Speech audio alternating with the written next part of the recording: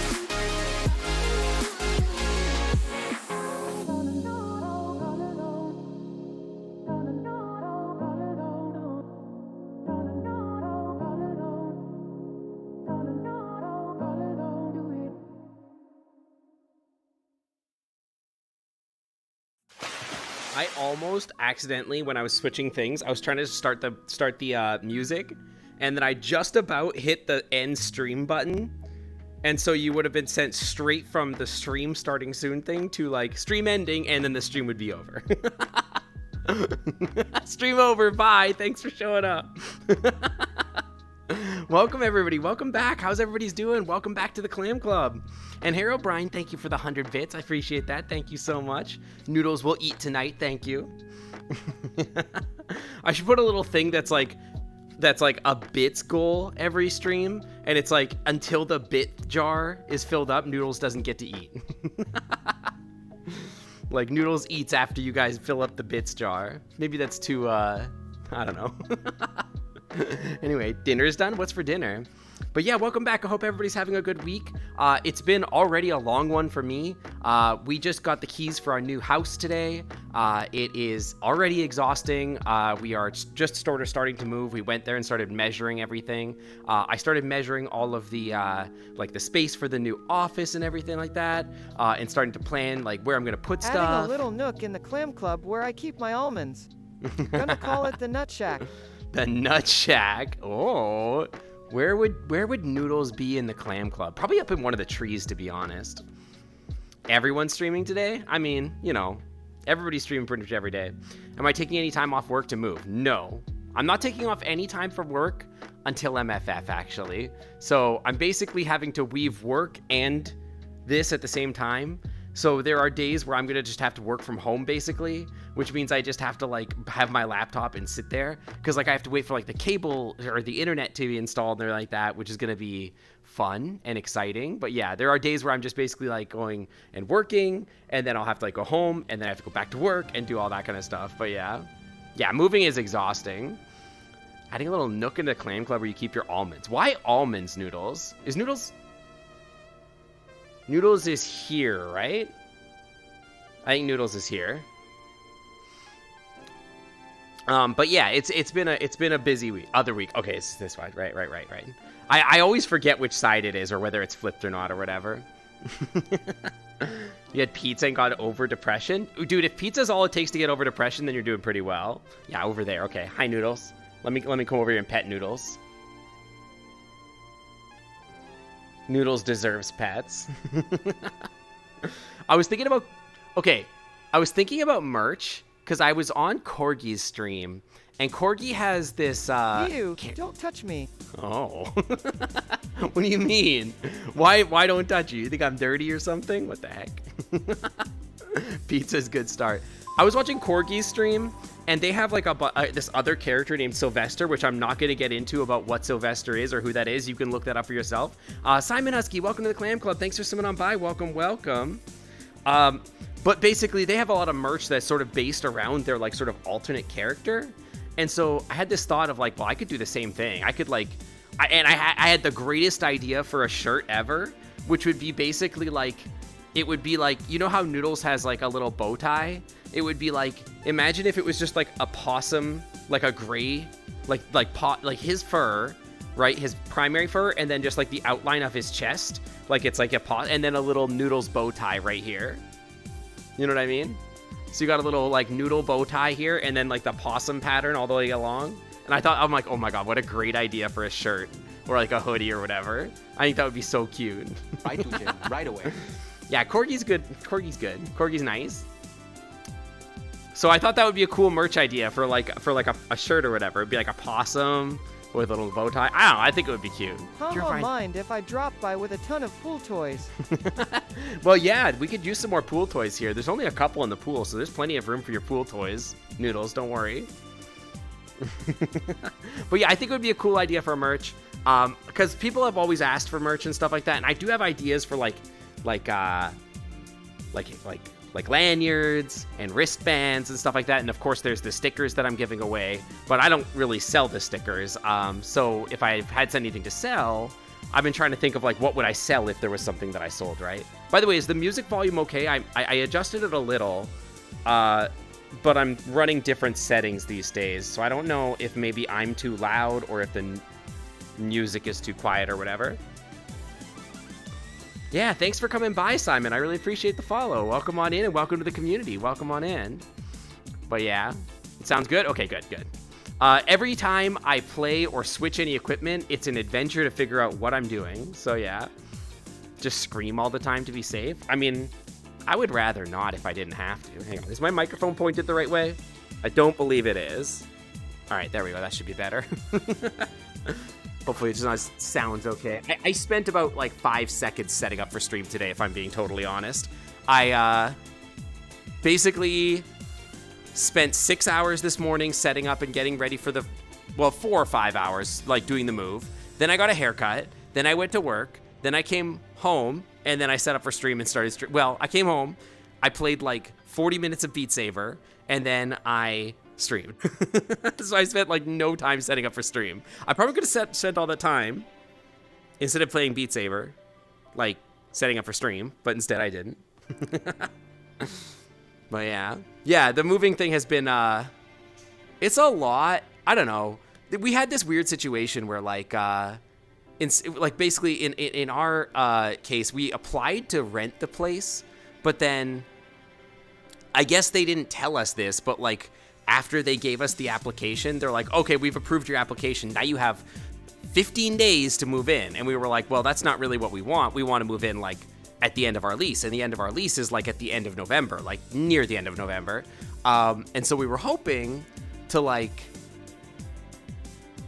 just make that line up a little bit better, but instead we basically are just sort of double paying rent for a month, which sucks, and it's like really expensive.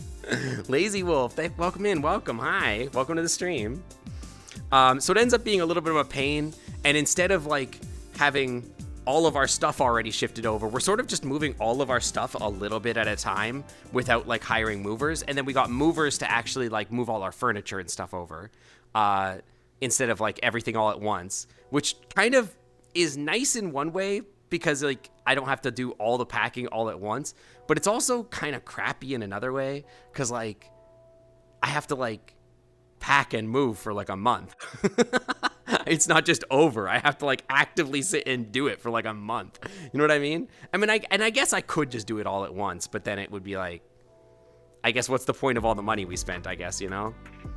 But the internet's going to get installed there in a couple weeks. Think I need a raise. I spend all my money on discounted Halloween candy. Well, you don't really get paid a salary, Noodles. You get paid a proportion of what we make out of the bits. So when you earn more bits by being cute and performing, then you can eat more. But if you spend all your money on candy, then I can't help you there. I did make the points redeem a little cheaper. Just because I wanted Noodles to get some use in. If it gets too much or people aren't using like bits at all for it, then I'll probably swap back. Or maybe I'll put it on a longer timer, like every 5 minutes or something like that instead of every minute. Just because, I don't know. I want it to be like, no offense, I do want it to be like bit trappy a little bit. Like I want people to be like, want to be spending bits to use Noodles. But that's kind of the whole point. He's got to earn his keep. Hi, daughter. Hi, welcome in. A longer timer makes sense. Yeah, I mean, it's awkward for me because like on one hand I want people to use it, on the other hand I don't want people to feel obligated to spend money that they can't afford to spend. You know what I mean? I don't know. But it did cost me money to set up, so I don't know. But a longer timer might make sense. Yeah, I think cheaper but longer timer might be how I like sort of figure that out ultimately. But I dropped it in half to 500 today. It's stupid, but I always feel like One day I'm gonna eat you. You're gonna eat me? Probably. I mean, like if you outlive me and then you can eat my corpse or whatever, yeah, probably. But like I want people to use it, and I want people to use bits on it as well. But I also don't want people to feel obligated. And I it's the dumbest thing, but I always feel bad making people spend their points on things that they can use on the stream.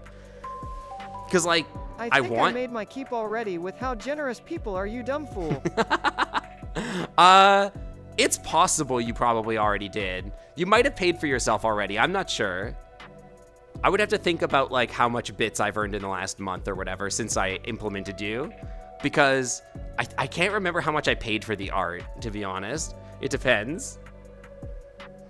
I think well, really we have to do the math. How much the art was, but how many hours did I put into programming it? There's a very different thing there, right? So like, what do we evaluate the man hours or the them hours that it took to make it so that you could come to life? You know what I mean? Gay. Gay, yeah, gay.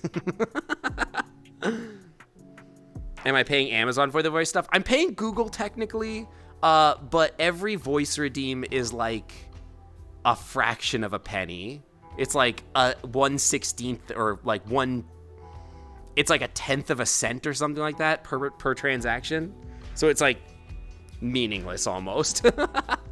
And right now I'm still on the free trial, so I'm actually not paying them anything for now. Struggle Bus Beep Beep, welcome to the Clam Club. Thanks for swimming on by. Welcome. You know, I could make Noodles speak whenever somebody follows, but I think that would be abusable is the only thing, because I've seen some people try to abuse the follower thing already, where like they just like follow and unfollow and follow and unfollow or whatever. So I don't know. That would be kind of weird. It could be problematic when you have people that have like problematic usernames, I guess. Hi Sam, I hope you're having a good day. Welcome in. How the heck are you doing? How's your week?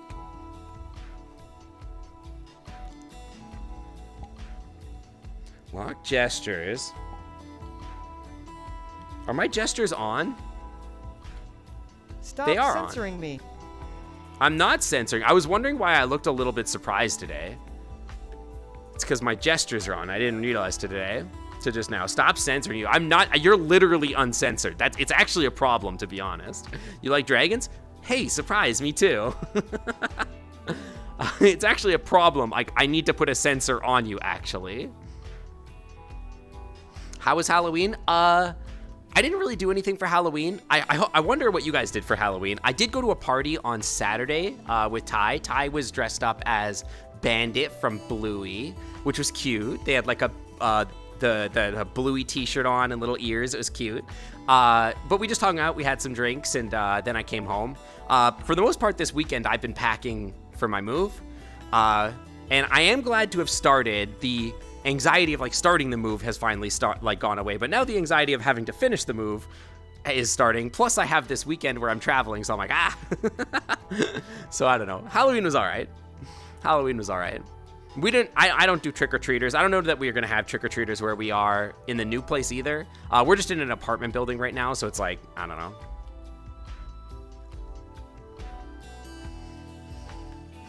You have a giant griffin coming tomorrow? Where am I moving to? Just another part of Seattle. I'm not gonna be very specific about it, obviously, in an effort not to dox myself. But yeah, we're just moving to a slightly different part of Seattle, mostly because we want a bigger house. So the new place is significantly larger. It's like a 3-bedroom house, and it's gonna give us the space so that both me and my husband can both have our own room, like an office.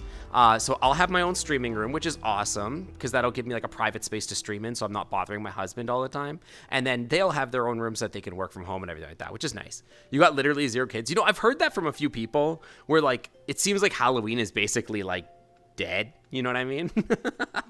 You don't like Seahawks? I mean, I don't know. I moved to Seattle. I don't really I don't really know anything about the Seattle sports teams. Yeah, and so this means that a fursuit stream does become possible because now I can like put up like my LED lights and stuff like that, make the room look all pretty with like art on the walls and like put some like amiibos up on some shelves and stuff and like basically make it look cute. And then maybe we can do a fursuit stream. Yeah, I think that would be really cool. Yeah, candy companies hate this. You know what's stupid is that I think people still buy the candy, but like they're just gonna eat it themselves, and it's just basically become a season for like grown-ups to pig out on candy, and like actually the kids aren't eating candy at all. The rich part of the area is seeing 200 plus kids. Oh yeah, they probably all just drive their kids to like Bellevue or whatever, and then they go, yeah, get like full-size candy bars or whatever. You say you're a verse or switch or whatever, but when you dress like this, bottom-ass dragon looks like they hoard thick daddy phone numbers. I mean, I wouldn't say no. Right to jail. Right away. I would not say no. I would not say no. Yeah, that does seem like it should have been a Noodles message. You would never? Yeah, sure. Today was cheap candy day, right? So if you went to the lost a little bit of tracking there. Today was supposed to be cheap candy day, right? Was candy cheap at all? Or was it still heinously expensive? Oh, that was supposed to be a Noodles message? I don't know. But yeah, I have actively avoided the cheap candy day stuff for a while now, just because like I don't really want to. I don't want to get fat, basically. Each bag was $1 each, yo. Be nice when you use Noodles. I mean, yeah, in general, it would be nice if you were nice when you use Noodles, and like censor yourself, please, because I still haven't put the censor in. Yeah, inflation. What if, like, the candy's all still, like, $9 a bag or whatever? Oh, my gosh. $1 each is pretty good. $1 each, man, I don't know. I really just don't want to eat the candy. Like, I do want to eat the candy, but I also want to be nice and skinny for my fursuit next year, so I don't know. Fruit is better than candy? Fruit's definitely better for you, that's for sure. Give you the candy? Gunner, you know what? You're right. We should just give you the candy. Hi, Techie. Hi, how's it going? Why are you talking about feeding me bits? I know you stick them up your butt. Aces, be nice. No, the bits are for Noodles' food. The bits are for Noodles' food.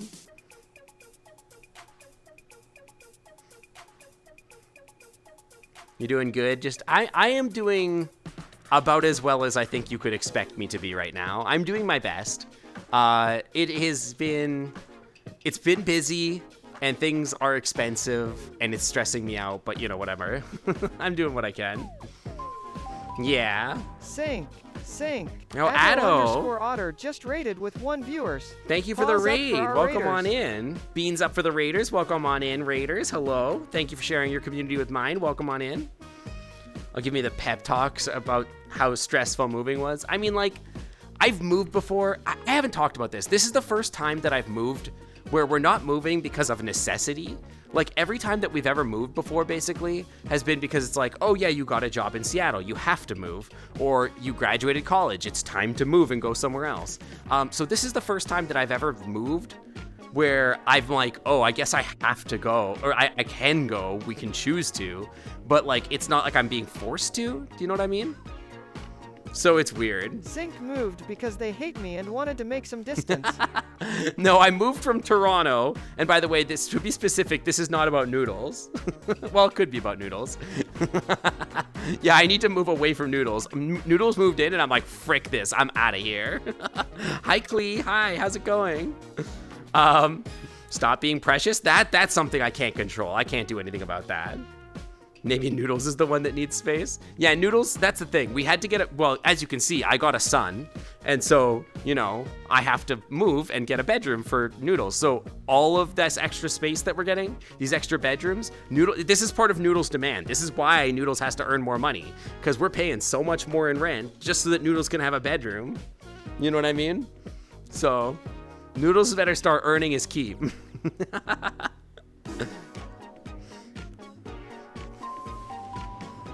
Sync.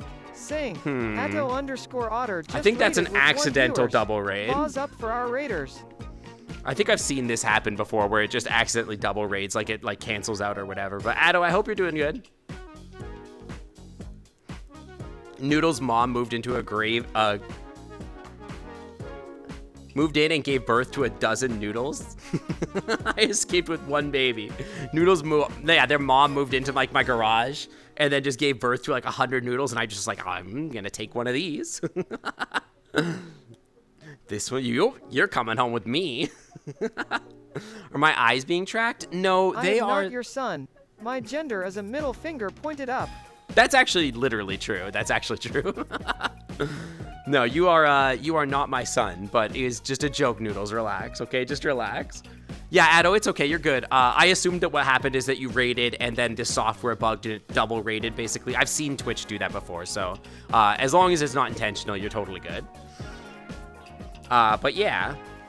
No, my eyes, they move around with me moving. They just sort of pick a focal point, and when I move, they'll pick that point. I don't have eye tracking on this model right now. My Otter, when it gets updated, will have some face in my eye tracking. I don't know if it'll have eye tracking. I'll probably get it built into the model, but I won't use it yet. But because I've heard it's quite expensive, like as far as like performance goes. So we'll see.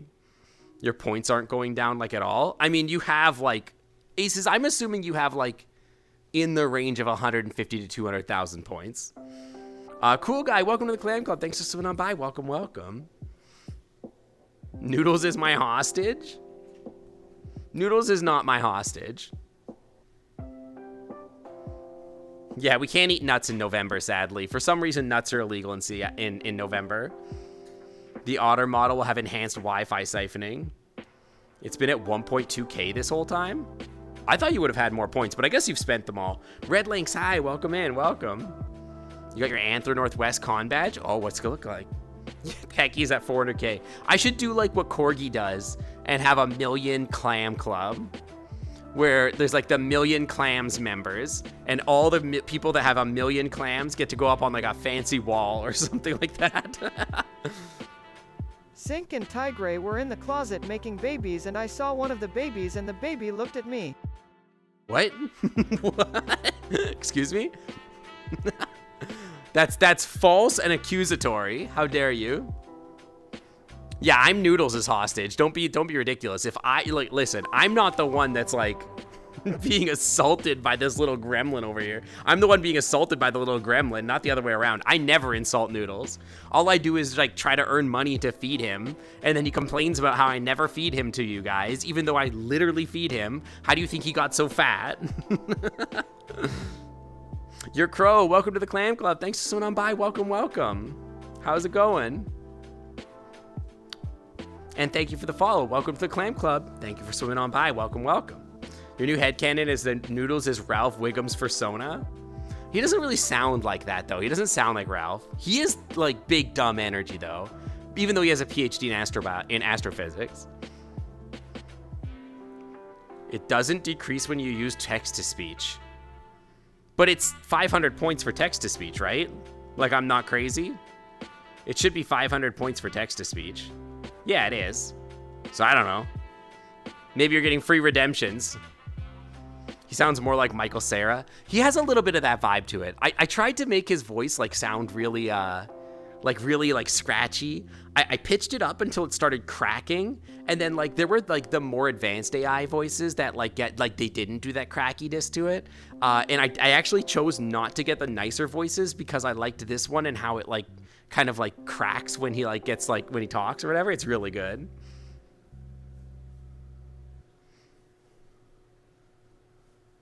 It's really good. That's like what I was going for with that. He's got that like scratchy little like nerdy voice. I know my favorite thing about Noodles is how many people don't realize he's not wearing glasses. My dance is hypnotizing.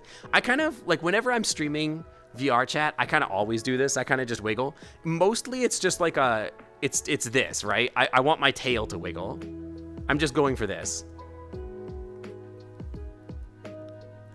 It is wild to me that you don't have like a billion points. I just assume that everybody that's like a regular has like a billion points in my channel. Your driving test will start in January? Yo, congrats. Yeah, I guess you do use them quite a bit, especially for text-to-speech. They do redeem a lot of stuff. Top 10 Mandela effects of all time. Noodles doesn't have glasses. Yeah, Noodles does not have glasses. Turns out, Noodles, no glasses. There's no glasses on that boy. It's just all Chat, natural I will be possum. accepting donations of your leftover candy to the Hungry Noodle charity where I get all the sugary treats while I hang here and get covered with chocolate, so Sink will have to fight to get me to take a bath. That seems pretty likely, to be honest. He doesn't like to take baths. Like once a week, I managed to get him to take like a bath, but that's like if we're lucky. On average, it's once a week. Usually he like refuses, and we can go like 2 weeks without them taking a bath. He's very stinky boy. Noodles can eat chocolate. Noodles can eat whatever they want. How am I tonight? I'm doing good. Like I said, I'm doing the best I can. We're in the middle of moving, so I'm pretty stressed out, but other than that, I'm doing all right. I need to pack for my trip to San Francisco this weekend still, which is another thing I'm like, I don't even want to think about. Noodles is tracking chocolate all over the carpet. See, like, that's the thing. He's got those grubby little hands. I will say he washes his hands at least. But he's got those little tiny grabbers, and he gets chocolate all over them. And then he walks all over the floor, and then there's chocolate all over the floor. You know what I mean? Packing is for losers and trans guys. Yeah, we're moving to just a bigger house, like I said earlier in the stream. We're looking to it's more bedrooms. So we're able to like get like a private office for me for streaming and stuff like that. So it's gonna be pretty nice. What if it was not chocolate? Trust me, I know it's chocolate. A rat room? Listen, there's already a possum room, so just relax. You're not earning any money on stream, all right? You gotta pay your rent somehow. Will the Wi-Fi reach? To where? To the new apartment? I mean, clean Wi-Fi is everywhere I go, you know? You're looking to move up to Seattle? I really like Seattle. Sink, I think I found Grandma's ashes and it tastes sweet. Though why you keep the ashes in this container that says hot cocoa? That's just chocolate. Beans.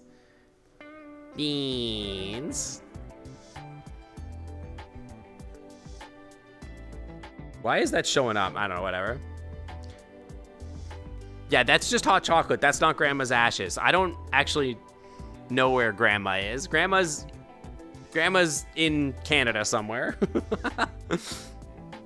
I just shut down because I go in the wrong corner of the house. Yeah, I go into the basement where it's like more concrete, and then like the signal shuts down, and then I just go unconscious and somebody has to drag me out of the basement.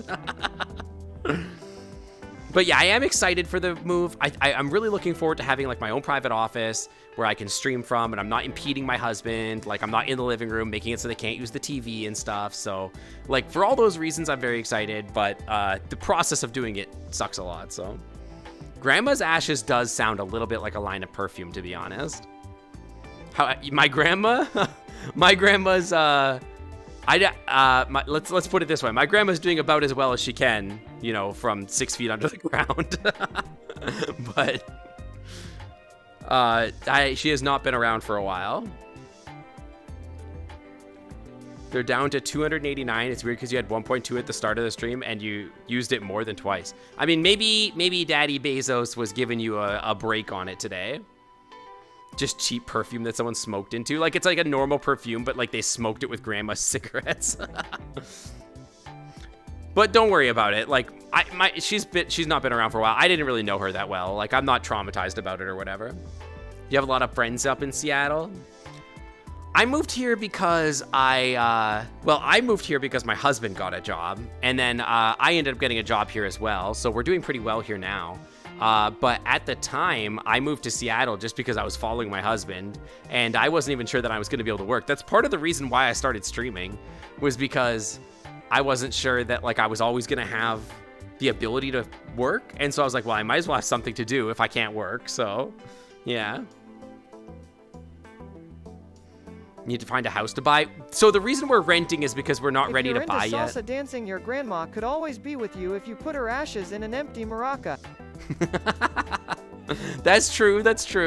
But I don't think she has ashes. Honestly, I wasn't at her funeral. I didn't really know my grandparents very close. Like, I'm not very close to my extended family, to be honest. I'm not even very close to my immediate family, to be honest. I barely talk to my family. So, I don't know. And thank you for the bits, Aces, of course. Thank you. But yeah, I'd like to buy a house too. Like, me and my husband were looking to buy a house. But we're not quite there yet. And the housing prices are kind of inflated right now. So I don't know that I want to buy into the market until, you know, houses are like a little bit more reasonable. You talk to your family like once a month. My husband, okay, I feel like a crazy person, okay? Because I swear that my husband thinks that their relationship with their family is normal, but I don't think it's normal. It's crazy. Like, yeah, Rinzy just went live. Better call them.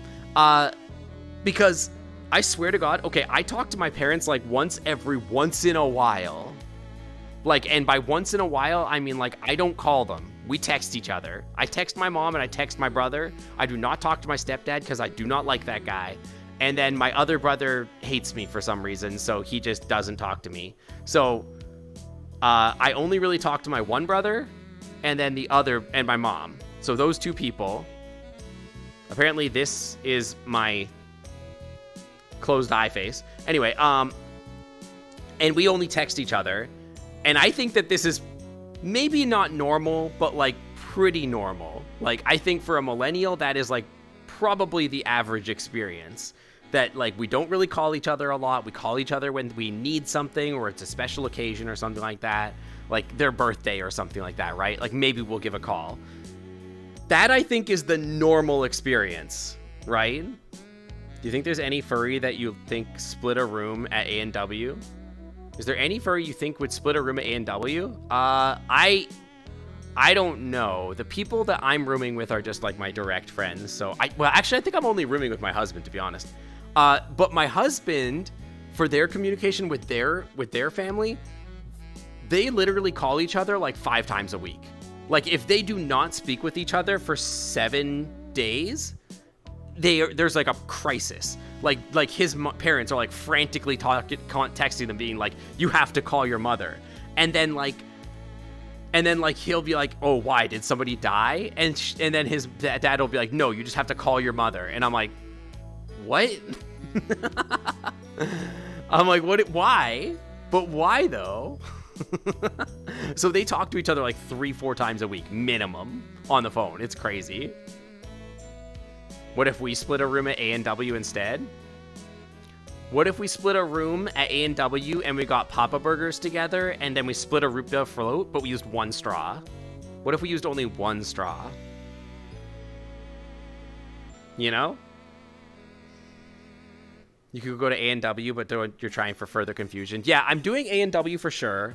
I just booked a room for FWA. And I'll be at MFF. Those are the 3 for sure. 3.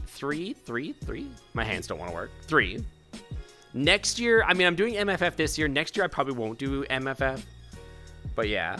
Yeah, 2 otters, 1 straw, Rinzy. We're going to have 1 straw, and we're just going to trade it back and forth and swap spit. Noodles will sneak in there and own us with their own straw and drink most of it. That is true. There is a Noodles tax to be paid, unfortunately. One of us is going to choke on it. Probably. You talk to your best friend like 4 times a week. You talk to your family like once a month. See, like that's like normal, right? Like I talk to my best friends daily. Maybe not on the phone. I text them a lot, like obviously, but they're like my best friend. They're the people that like I chose to be involved with. You don't choose to be involved with your family, and to be frank, I have nothing in common with my family. The closest thing to having anything in common with my family is like my brother plays Final Fantasy 14, I guess. Like, that's it. You know what I mean? So it's like, you know what I mean? You just text your best friend insults every day. See, like, that's like, I mean, I don't think I insult. No, my best friends, we're very affectionate to each other. I don't think we spend insults to each other. But Rinzy, I could see us being that way, you and me. I could see us being that way very much so. I can see that energy coming from you.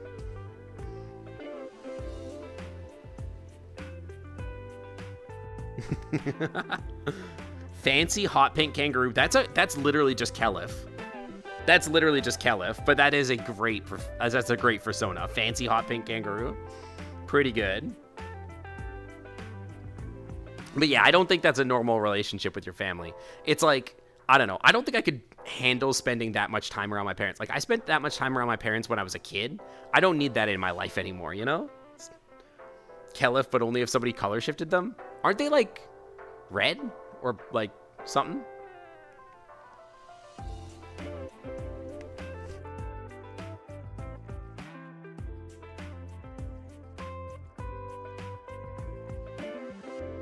Red, but they have a palette swap redeem. Dude, Kelif's redeems are goated. They're so good. I want to steal all of Kelif's redeems.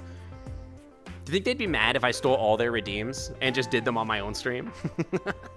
A blep during VR. I always forget to turn these off, but what that means is that I give lickies to Chad. Yeah, the shiny Pokemon version of Kelif. Exactly. All right, let's give lickies to Chad.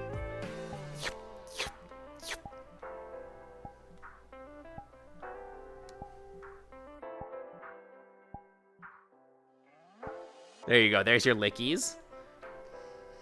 Lick the wasp? What wasp? There's no wasp here. Do you have a wasp there? I'd have to keep the soundproof the room to keep people from getting mad about the squeaking. Well, my new room will be a little bit soundproof. It's not perfect, but it's not bad.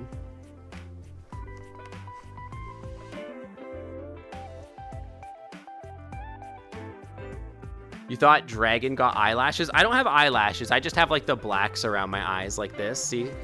So I have black sclera, and then I've got like an eyeliner, and then the white eyeliner outside of that, yeah?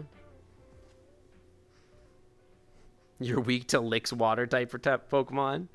I mean, I don't think Lick is a ghost type Pokemon fight, or move, actually, I think.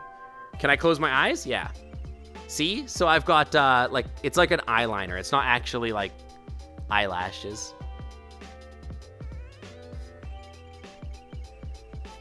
Did I make my VR model? No, I didn't. Actually, Lysic, who is in chat, did make my model, yeah. Is it ghost move or dark? You know what? It might be dark. I don't remember. Sparkly eyeshadow. It's not really sparkly. It's just kind of black. You could probably add lashes without trouble. Yeah, but I'm not sure that I would want to. I kind of like the way they are. I kind of like them looking cute like that. They sort of emulate lashes as it is anyway. Gengar does have Lick, that's true.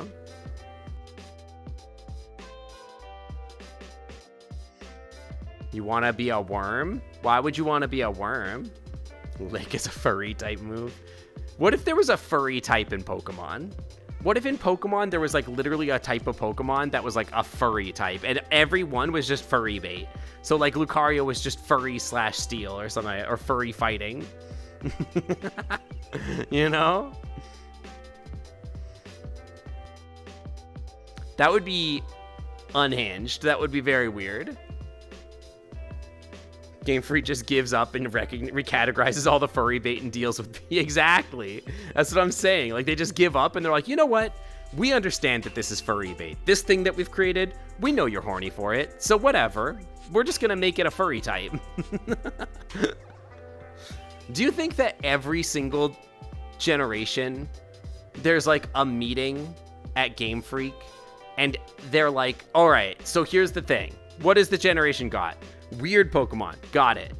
Things that are unholy abominations. For sure. We got that.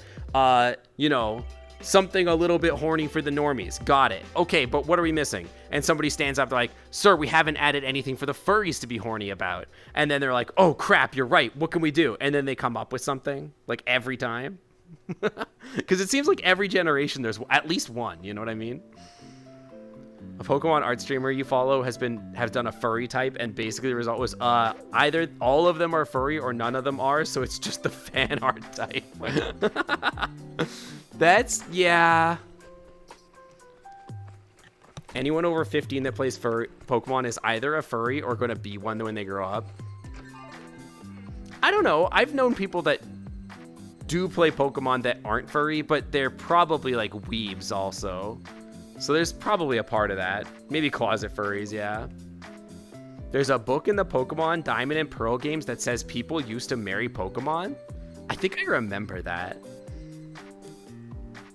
The actual thing the Pokemon company does in regards to is that they try to have a very cool beast on legs. So it ends up happening. They are very aware of the furry artists' fans. Yeah, I mean, like, I feel like they've got to know that like a certain proportion of their sales is like furries, right? Like they're like, oh, every furry on Earth is gonna buy this thing, right? So yeah, weebs suspiciously into cat girls. There could be a little bit of that. Their favorite anime is Inuyasha. Your house doesn't have a closet because you live in a camper. Oh. Yeah, we're a demographic. I don't know if we're a huge demographic. There are billions of Pokemon fans, and they are mostly just normal people. Yeah, but we don't care about the normies. They don't care. They don't matter. The point is that we own the internet, right? Like, we run the internet, so they can't do anything about us.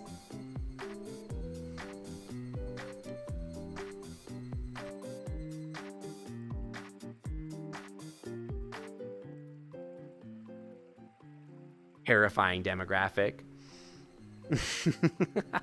How many, like, do you think that the designer of Lucario is out there being like, oh god, what have I done? Like, or do you think that they knew what they did? Do you think that they were a furry, that like a furry went out there and was like, I'm gonna design Lucario, and that a furry designed Lucario and knows what they did? Or did a normie design Lucario, and then after furries got a hold of Lucario was like, oh god, what have I done? Do you think Game Freak has a vault like Disney does? Maybe. They might. You know what? They might. Don't knock Inuyasha fangirls. Half of us became anime artists. The other half of us are too busy watching Uresi Yatsura to care.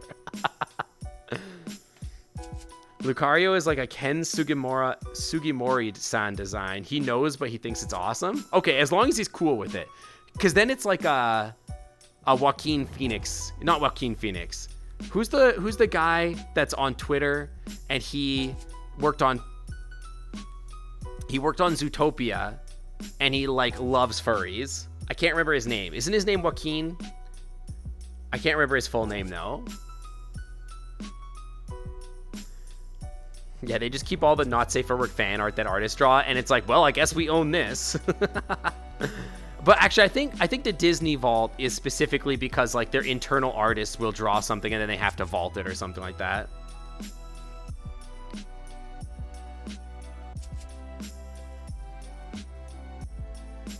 But I can't remember that guy's name, but that guy's cool with furries too. And it would be cool if there was like a guy on the Pokemon company that designs all the Pokemon.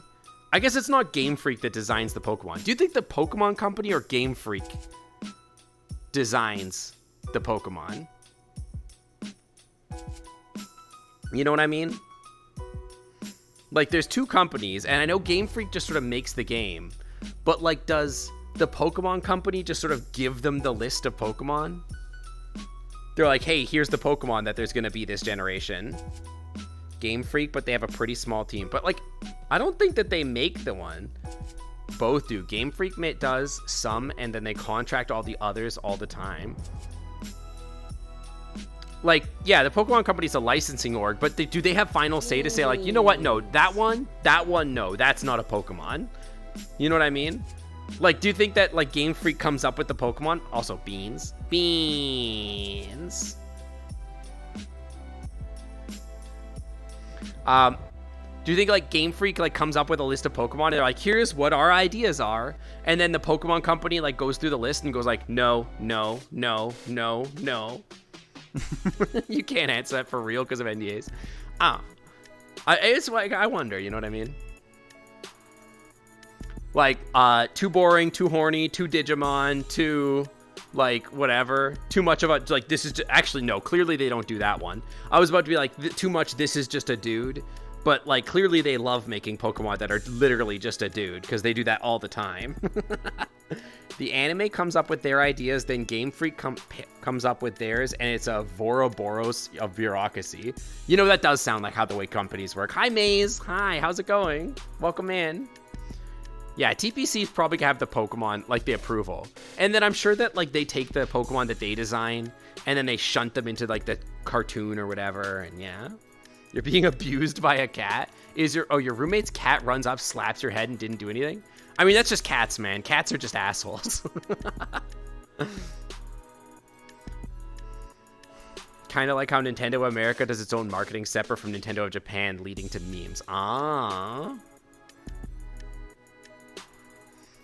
Yeah, cats are just like dicks. That's all they can do. They only know how to do that. All they know how to do is like run up to you, be a dick, and then leave.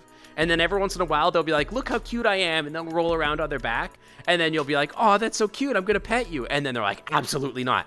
How? And then they bite you and run away.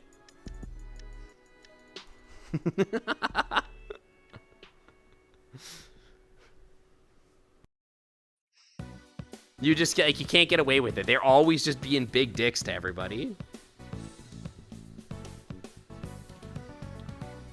I guess like that design does make sense. Like if it's like, it's just like all like incestuous and they're all like, I make some Pokemon, then you make some Pokemon, and then we merge it together to make a quote generation list or whatever. And like nobody really is on the same page. Because if there's one thing I've learned about like companies at my current company, no one talks to each other. They're all just doing their own thing and no one really talks to anybody or like plans anything. Things just sort of happen.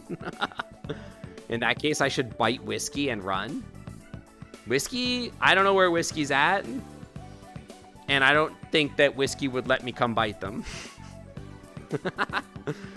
Luckily, you no longer live with a cat, though you miss yours a lot. Yeah, I'm allergic to cats too. And even though I am allergic to cats, I would probably still wouldn't mind a cat. I would like to have a pet at least. Maybe at the new place we'll get a dog or something. I'm really interested in getting a dog. I want to get a Samoyed.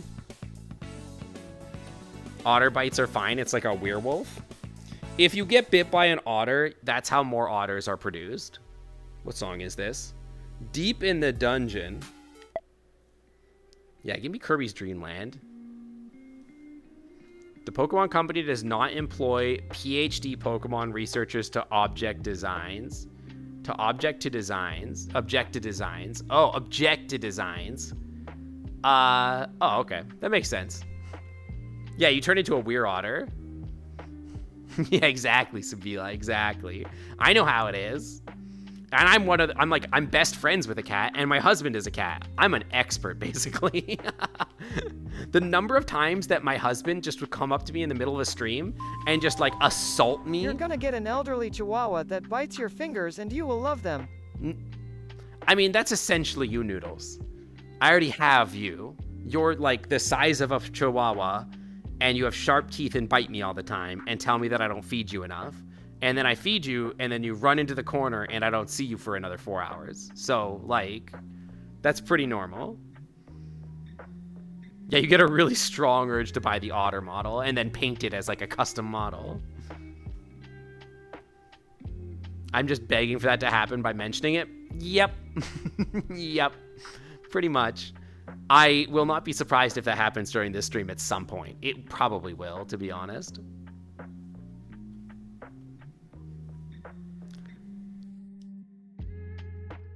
Yeah. But yeah, like, the weird otter thing, it's like, you just get bit by an otter, and then it's just like, the second you do, you're like, oh, I'm fine. It's like, not a big deal. I just got bit by an otter. I was just fooling around with an otter, and then they bit me, and then I was like, oh, that was like kind of nice. And then like the next day, you wake up and you're like, I could go for sushi today. And then you get sushi that day, and you don't think anything of it. You just have sushi that day. And then the next day, you're like, you know what? I could go for a swim. And then you go swimming, and then afterwards, you're like, you know, I'm going to have some leftover sushi, or I'm going to get some more sushi. And then you're having more fish, and you're having clams, and everything like that. And then the next day, you're on VR chat, and you're like, you know what? Those otter models are really cute. I should get one of those. It doesn't mean anything or anything, but I'm going to buy one of those otter models. And then before you know it, you're a full-on otter, and you can't help it. You're gone. Too far gone. Yeah, Renzi used to be half Fennec. Now he's full-on otter. Exactly. Yeah, fooling around with an otter. Like, you know, rolling around, wrestling, fighting with your mouth.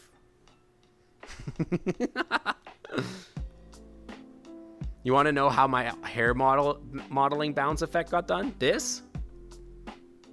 It's just fizz bones. There's nothing fancy about it.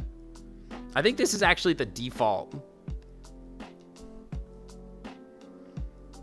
Yeah, I bit Sync at TFF, and now Techie's got an otter fursuit. Exactly.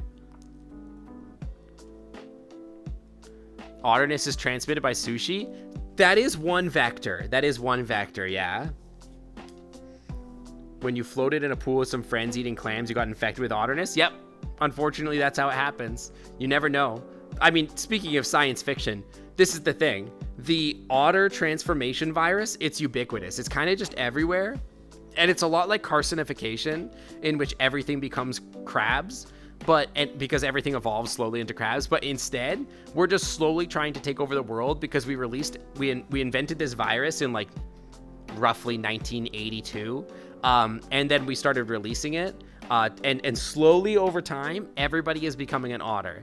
And eventually, every single fursona will just be at least 1/10 to 1/5 otter minimum. Every single one. Yeah, the OT virus, exactly. The pathogen. Eventually. You like otters? Well, why don't you become one then? Just like the rest of us. Yeah, an otter tail is so useful in space. You could you could like twist it around and use it to balance and stuff. You know how it is. Yeah, see, Sam, you're an otter already. So you've already been infected. And so now it's your job to transmit the virus. And the virus is transmitted in many different ways.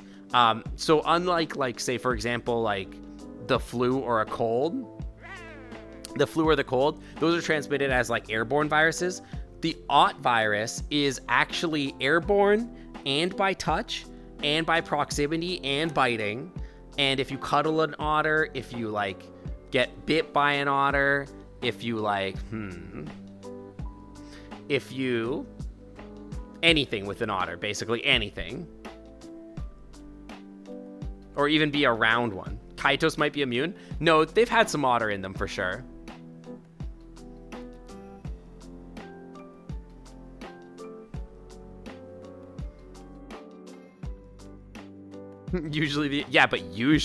Only usually, think about it. Hi, Loki Cocopel. Welcome. You like the otter? I'm a big fan of the dragon. I'm a big fan of the dragon too. Glad to see you here. Yeah, any genetic transference with an otter, and it's an airborne virus too, and it's in the drinking water. Because think about it, the otters are swimming around in the water. Where do you think the viruses go? Yeah, techies friendly. It's all a trap to infect you. Exactly. Otters are prions? No, we're just very infectious. Very infectious. There is a competing virus. The competing virus is the dragon virus, which is why I'm simultaneously a dragon and an otter. So there's two of them. Yeah. That's why you see everybody sort of slowly trends towards being either a dragon or an otter. But since I was like one of the originators of the virus, I ended up with both of them. It's 100% in ocean waters, and the results are a different otter. Yeah, it's like a slightly different virus, yeah. Airborne prions does sound pretty impossible. Yet, you know, otters are pretty smart.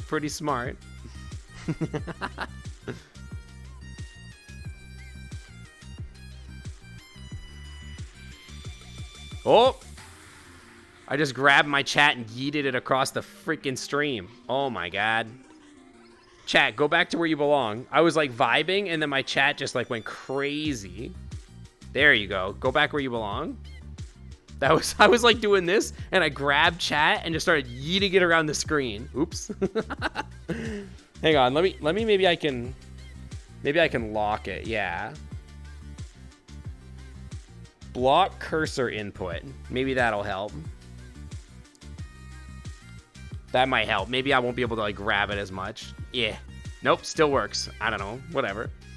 You'd not put it past otter science, but it would be quite annoying to be an annoying bit to clean that lab up after the fish arrive. Oh, for sure. It would be chaos. The fish would be scattered. Dude, this is making me want fish. I want fish. You're used to being eaten. Well, you're like this big. So like it's not like difficult. You're like literally only like, you know, this big. Even in real life, you're only like 4 feet tall, so. You're a healthy otter size. That's true. You're tiny. You're the appropriate size for an otter. You're 5'6" in real life? Yeah, so like 4 feet tall.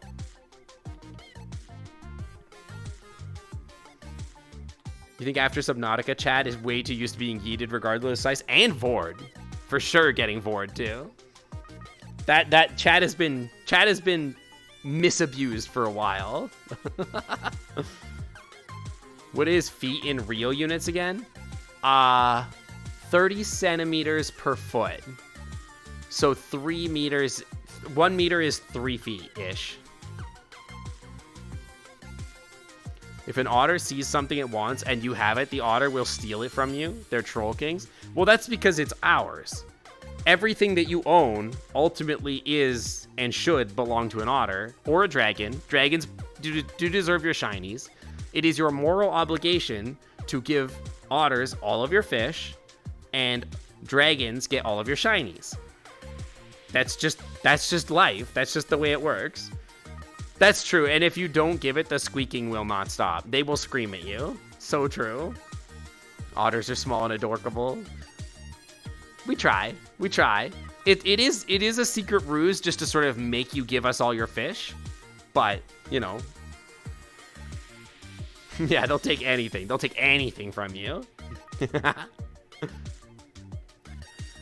Ugh. Big stretch.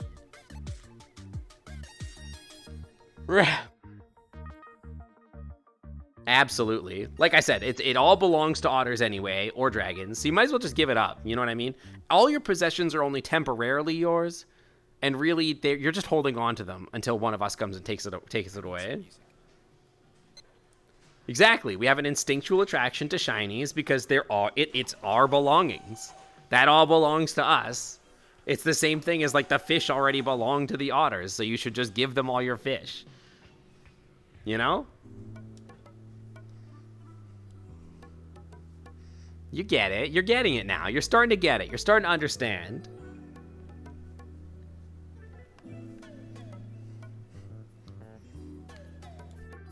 Trying to figure out like my gestures, okay? So thumbs up is a smiley.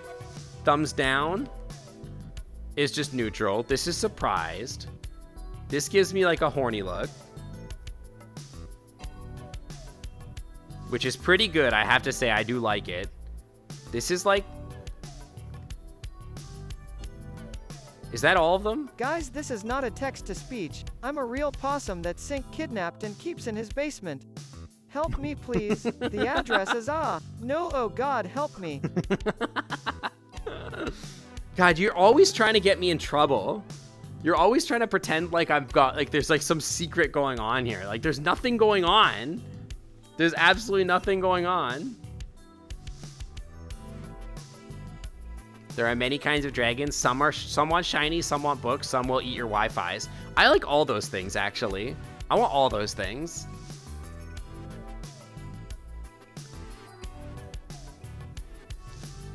You're wanting to read my finger spell? Oh no, I'm not doing anything. I've heard that like the new sign language is like the new tracking for Quest users is actually like really helpful for like ASL users. But no, I don't know any ASL. Hi, Derek Wolf. Hi. Honestly, Noodles is constantly trying to tell you guys that like he's in some sort of like mortal danger, but the truth is there's nothing further from the truth. Like I said, he steals all my food. He comes in into my kitchen, steals the food that I'm cooking, like as I'm cooking it. It's not even done yet. And then he'll just run off into the corner, eat it all. And then like all I see is like the crumbs in the corner. I don't see him again for like 6 hours. He didn't even hang out with me. And yes, he's a real possum. Of course he's a real possum. What else would he be? The ideal for signing is tagged gloves though. Yeah, I think you'd have to have like much more dexterous movement with your hands, which I've always thought that the way that like hand tracking should be done, like the way that Valve does it is pretty good. You get it pretty good, but it's not perfect. I always thought that you'd have like a little loop around each finger. You know what I mean? Like a glove or something like that. And I think that would be like easier or whatever for like manipulation of fingers, but maybe it would be too annoying. Yeah, rings and strings, exactly what I was thinking. And I don't know if that's like annoying or something like that. Maybe it is, I don't know. But maybe it wouldn't feel very natural. This feels maybe more natural to like just have something. I've always hated having like controllers in my hand. I don't know. Yoko Taro essentially pulled this on Twitter and said that Essie was keeping him in a basement, and I saw people online thinking they were actually being held hostage. That'd be ridiculous. Hi, Finn. If you met Wake Wolf, he does sign stuff on stream sometimes, but it's easier with non-actuations. Did they make like a tweet or a TikTok of them like signing to another person and like talking about it, and then it went viral or whatever? Because like I saw that and it was really cute actually. Like they were like signing at each other and like had the subtitles, and it was really cute. What's the funniest thing I've ever seen in an aquarium? Good. He's gone viral in suit several times. Oh, that's awesome. What's the funniest thing I've ever seen in an aquarium? Dude, I have such a bad memory. It's like one of those things where it's like, I would remember it if somebody reminded me of it. But like, until somebody reminds me of something that happens, I'll be like, I don't remember anything that happened at an aquarium. You saw that one turtle I sent you when you went to FWA? That was a really good one. What did the turtle do? This song's a little boring. The River Cooter. I do not remember.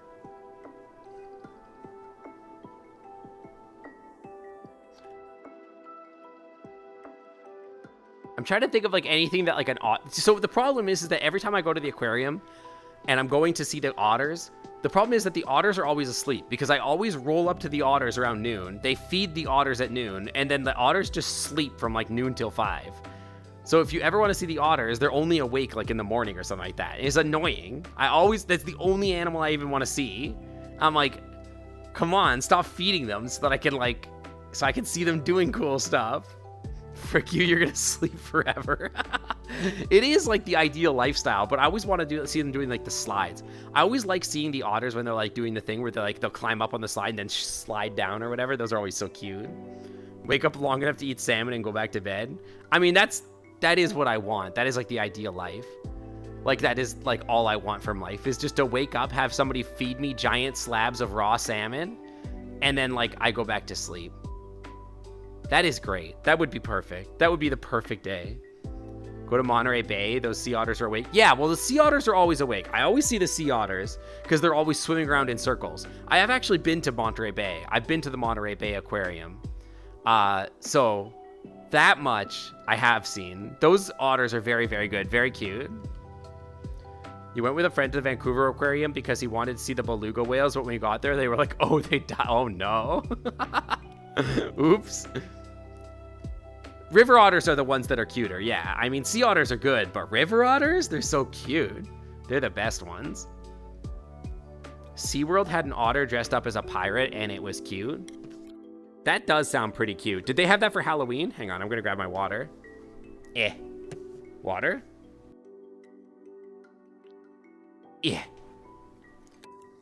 Was that like a Halloween costume for the otter? That sounds so cute. Oh my god, I want to see that.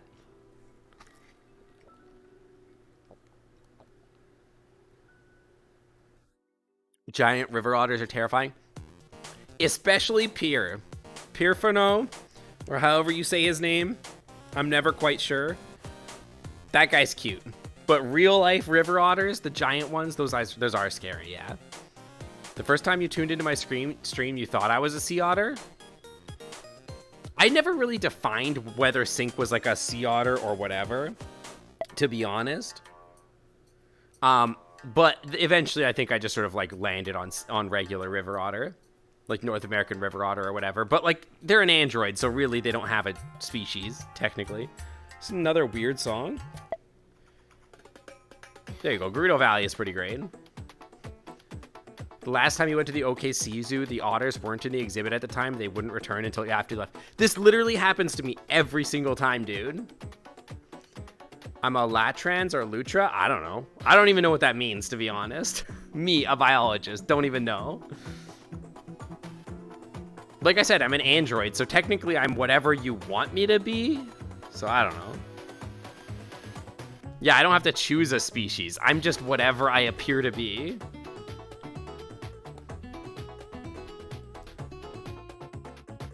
The last time you went to the OKC, yeah, the zoo was like every time I go to the zoo or anything like that, it's always like I get there and it's like, oh, Asking every sorry. religious person in chat to pray for the death of the wasp in my house. Actually, there were like a lot of wasps dead outside my house, my new house, and I'm a little worried that there's wasps there. It's an Americas versus European thing.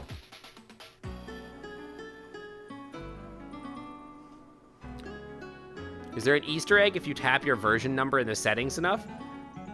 You're gonna have to tap it and find out. You're gonna have to figure that out. They had a mime at the SeaWorld. That's actually pretty good. But yeah, literally every time I show up to the aquarium, every time I go to the zoo, and it's not even like just my aquarium. It's not like the Seattle Aquarium or the Woodland Park Zoo or something like that. Literally anytime I've been to any aquarium, any zoo, the river otters or the small clawed otters, they're always asleep. They fricked off somewhere and they're just hiding in a cave somewhere. It's so annoying. I'm like, hey, it's your job to entertain me. And they're like, no, it's not. And they're right. It's not their job to entertain me, but I want them to. A lot. Wasps are literally the spawn of the devil. Yeah, I hate them. I do not want to see them at my new place. And if there's wasp problems there, I'm gonna lose my damn mind, dude. I'm gonna lose it. Also, rip to the wasp in your house, but wasps suck, so you know I'm not crying for their death. This song's a little bit intense. I'm gonna go ahead and jump in. Let's find something a little chill. This one sounds a little chiller. We went through 3 cans of wasp spray trying to get rid of them. At that point, I would simply just call an exterminator. If there was ever a point like that, I'd be like, nope, this is an exterminator's problem, not my problem. Yeah, they're impossible to get rid of permanently. Yeah, as long as they're not living in like the concrete of my freaking building, then I'll be okay. They were wearing gloves, boots, and hoodies in the middle of the summer to deal with it. Oh my God.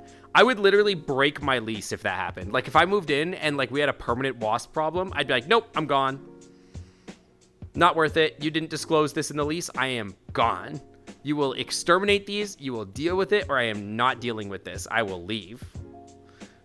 Not worth my time. I will break the lease. I need a mini otter on my head holding a sign that trolls whiskey. Why? I'm pretty sure there's already an otter that's dealing with that and trolling Whiskey Plenty on their own. Hell is just a bunch of wasp mosquitoes. Oh God. Just like the worst kinds of insects and animals. The ones that have no environmental impact or benefit, but all they do is just piss in your Cheerios or whatever. Just angry, stupid insects. The ex-KCD fan and NLP nerd in me has to ask, whole ass couch or whole ass couch? Yeah, you gotta know. Wait, so did you have wasps in your couch? That's crazy.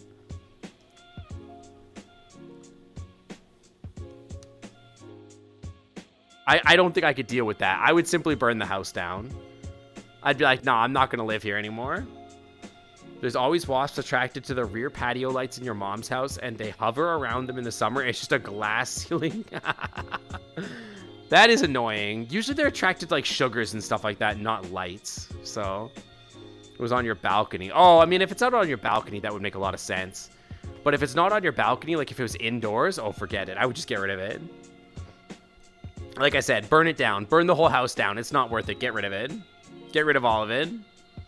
Also, what is the deal with every boomer house having those like booby lights? They've all got the light that's shaped like a boob. What's up with that? Half the houses that we look at just have that light. That's the only light anybody installs. It's crazy. Yeah, booba light. Everyone is a boom. I call them boomer lights, but like they're also boobs. They're literally like, you know, they're shaped like a boob. They've got like the round and then they got a little nipple in the middle. Like they're like this. They're like a bowl and a little nipple on the bottom. You're too poor from closing to replace them. Yeah, we have a few of them in the new house as well, but I am thankful that a lot of the lighting in the house is just recessed lighting, which is what I really want. I really hate like the boob lights, and I really hate like track lighting. Track lighting sucks too. If you do lots of tours and houses and apartments with IKEA catalog, you'll find out and learn Swedish at the same time. Your new high will be Reese's Puffs, Reese's Puffs. I love that. Your mom's house is built fully custom built in 2002, 2003, so it's almost 20 years old. Dude, I don't want to think about the fact that houses that's 20 years old were built in 2002. Oh my god. Yeah, the recessed can lights would be better. Technology Connections tweeted about boob lights today. Apparently they're always sold in pairs. Oh no. Dude, like, it's literally just boobs. They're cheap builder grade fixtures. They cost like $5 per thousand. I think that's like literally what's going on, right? Is Puck the bug killer or the bug coward? I would say that neither of us are particularly scared of bugs. I try not to kill bugs. Like, if there's a bug and it's not bothering me, I just ignore it for the most part. If it's like a wasp or whatever, I'll definitely kill it. If it's a spider, I'll try to just bring it outside or whatever. This is the chemical plant from Sonic. So it's from, I think it's from like Sonic 3 or something like that, which is why you would have heard the song. Yeah, Wind Waker being 20 years ago is like kind of blowing my mind too. That the GameCube was 20 years ago? Oh my god. Yeah, it might have been Sonic 2. I'm not sure. But yeah, I'm not scared of bugs, so they don't really bother me. For the most part, I'm just like, all right, you stay in your place, I will stay in my place, and then we have a truce. But the second that you're in my stuff, like if a spider builds like a freaking like a nest inside of my freaking apartment, you're done. We're done here. I'm sorry. Like, just don't be in my business. That's the only thing I'm asking. Just don't be up in my business, you know? That's all I can ask. But, like, yeah, certain bugs, I'm like, absolutely not. Exactly. It's like stand your ground. Exactly. If they're trespassing, then they gotta go. Pokemon's gonna hit 30 soon. That's all right. We all have to be 30 at some point. We all gotta eventually be 30. Yeah, wolf spiders, I pretty much leave alone. What I will do often is that if they're, like, in my stuff, I'll take them and I'll put them outside. Because I don't want them, like, just looming over my toilet or whatever, because it's freaking me out. But, like, if they're, like, just in a corner somewhere and I can't reach them, I'm like, all right, whatever, dude. That's fine. I'm not going to chase you down. But if it's, like, on my desk, oh, no, you got to go. You either have to go outside or you're dying. And if you try to run away from me because I'm trying to rescue you, I'm sorry, then you're dead. Sorry. Yeah, that's what I mean. Like, if they're, like, just sitting there, like, hanging in the, like, you know what I mean? But if they're up in the corner leaving me alone, whatever, you can just stay there. I would say that my husband definitely kills the bugs more than I do. I try to rescue them more often. I was in Mexico, and there was a huge butterfly that accidentally got trapped inside one of the restaurants. And it was like in the lobby of the restaurant. So I like went and like let it crawl on my finger. And then I brought it outside and found like a branch for it to like rest on outside so that it would live. Because I didn't want like the people that were running the hotel to like kill the butterfly. You get a lot of wolf spiders. We've had a few of them around here too. I know in Seattle we also have giant house spiders. I've never seen one, and I don't ever want to, because apparently they're very, very large. Ugh. Sync with a butterfly on their finger would be a really cute picture. I think I've had something similar done, but maybe not that one specifically. Yeah. But, yeah, no, it was really cute. It was like a big black butterfly. It had like huge. It was like dinner plate size. It was big. It was like the size of your palm basically. It was like that big. Moths are way cooler. Moths are really cool actually.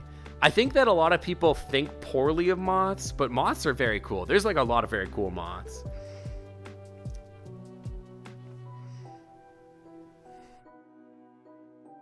When I turn 60, you'll think I'm 40. Don't I age nice? Did anyone say butterfly? They sound delicious. Oh no, noodles. That is the circle of life. You are allowed to eat the butterflies, but they are cute. Technically, I am certain that if a possum found a butterfly, they would probably eat a butterfly, so I guess that doesn't surprise me.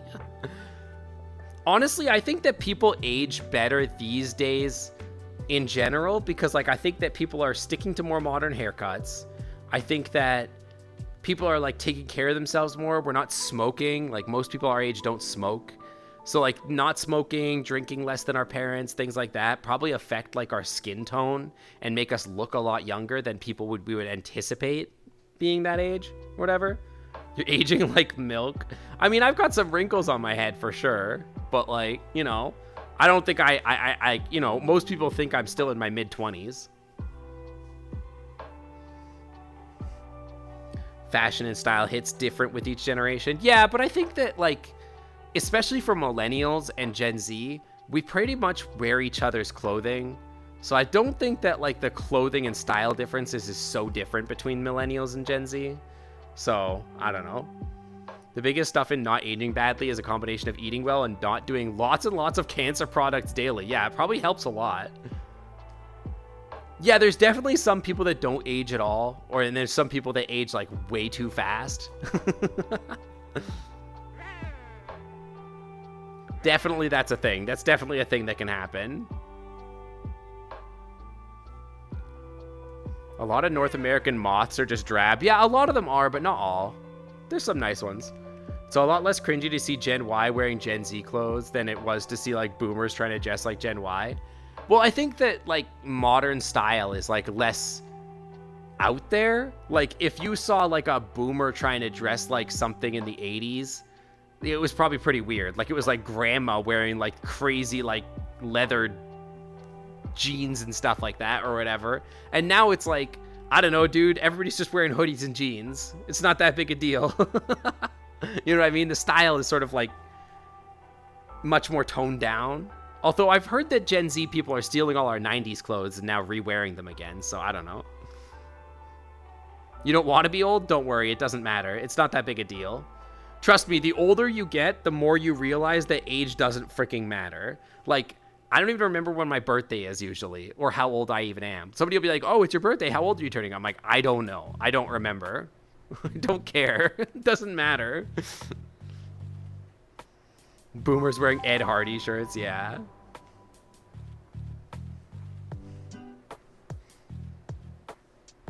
I think 2000 BC outfits are the best.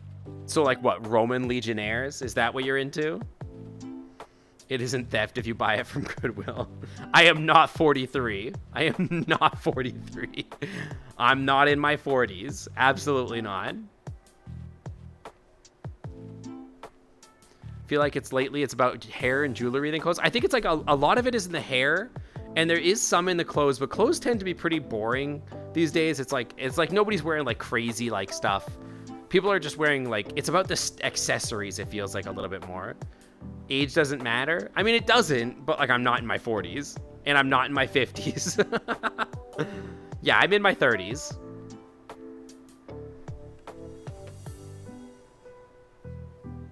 Although most people think I'm in my mid-20s or late 20s, if you look at me. But I do a lot of skincare. I dress probably younger than most people that are older. So, yeah, age matters when you turn 40. Exactly, Aces. Then it matters. Age matters only when you're older than me. Then you old as hell. Then you're old as dirt. But when you're still my age or younger, then everybody's still young. You know what I mean? You're only old if you're older than me. Only my worldview matters. You know? You get it. You get it. People have, like, 7 piercings and half a shaved head. I kind of want to get, like this ear piercing. Where is it? This one? I want to get this ear piercing in real life. This industrial. I've been thinking about it a lot. I have to tell you my skincare routine. So every night I use a pH balancer serum on my skin. And then I use lotion. Like, once a week I use a face mask. And I have a hydrating face scrub that I use every morning in the shower. After I get out of the shower, I pat my face dry, and then I use a hydrating serum, which I rub into my face, and then I let that dry, and then afterwards I use a daily lotion moisturizer. You writing all this down? Yeah, I go to a proper piercer. They are a very nice one. They have very professional piercers. So yeah, I don't go to like Claire's or anything like that. There's no way I'm 40 years old. I'm not 40 years old. You're just making that up. I'm not 40. Asians age forwards at some point. Yeah, Asians are 25 years old until they're 70 or 60, and then they're 170. You're in your late 30s and you get called in your 20s whenever you're in squirts. People just age down anyone in femme clothes. I think anybody that dresses well and takes care of themselves just inherently looks younger. You know what I mean? The bars are awesome IRL, but they're painful as heck. I can deal with the pain. I'm not worried about that. Let me tell you something. I got my entire body waxed. The whole thing. Everywhere. I can deal with the pain.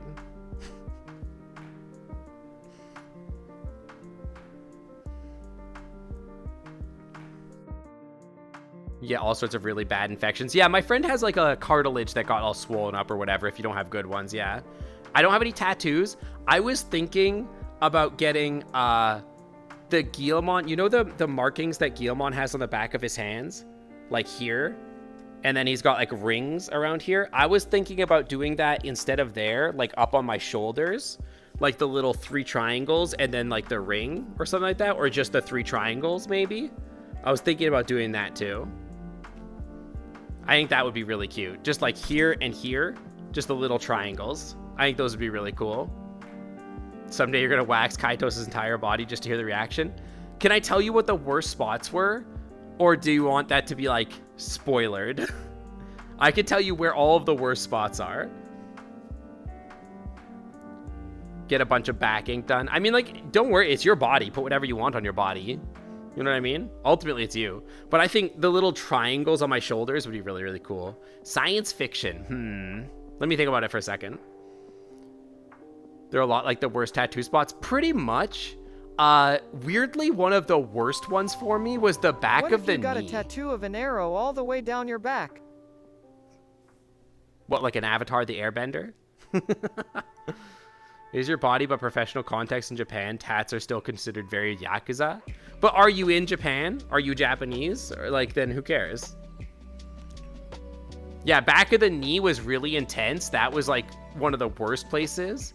What else was really bad? Like also like right here on the back of the arm was pretty intense.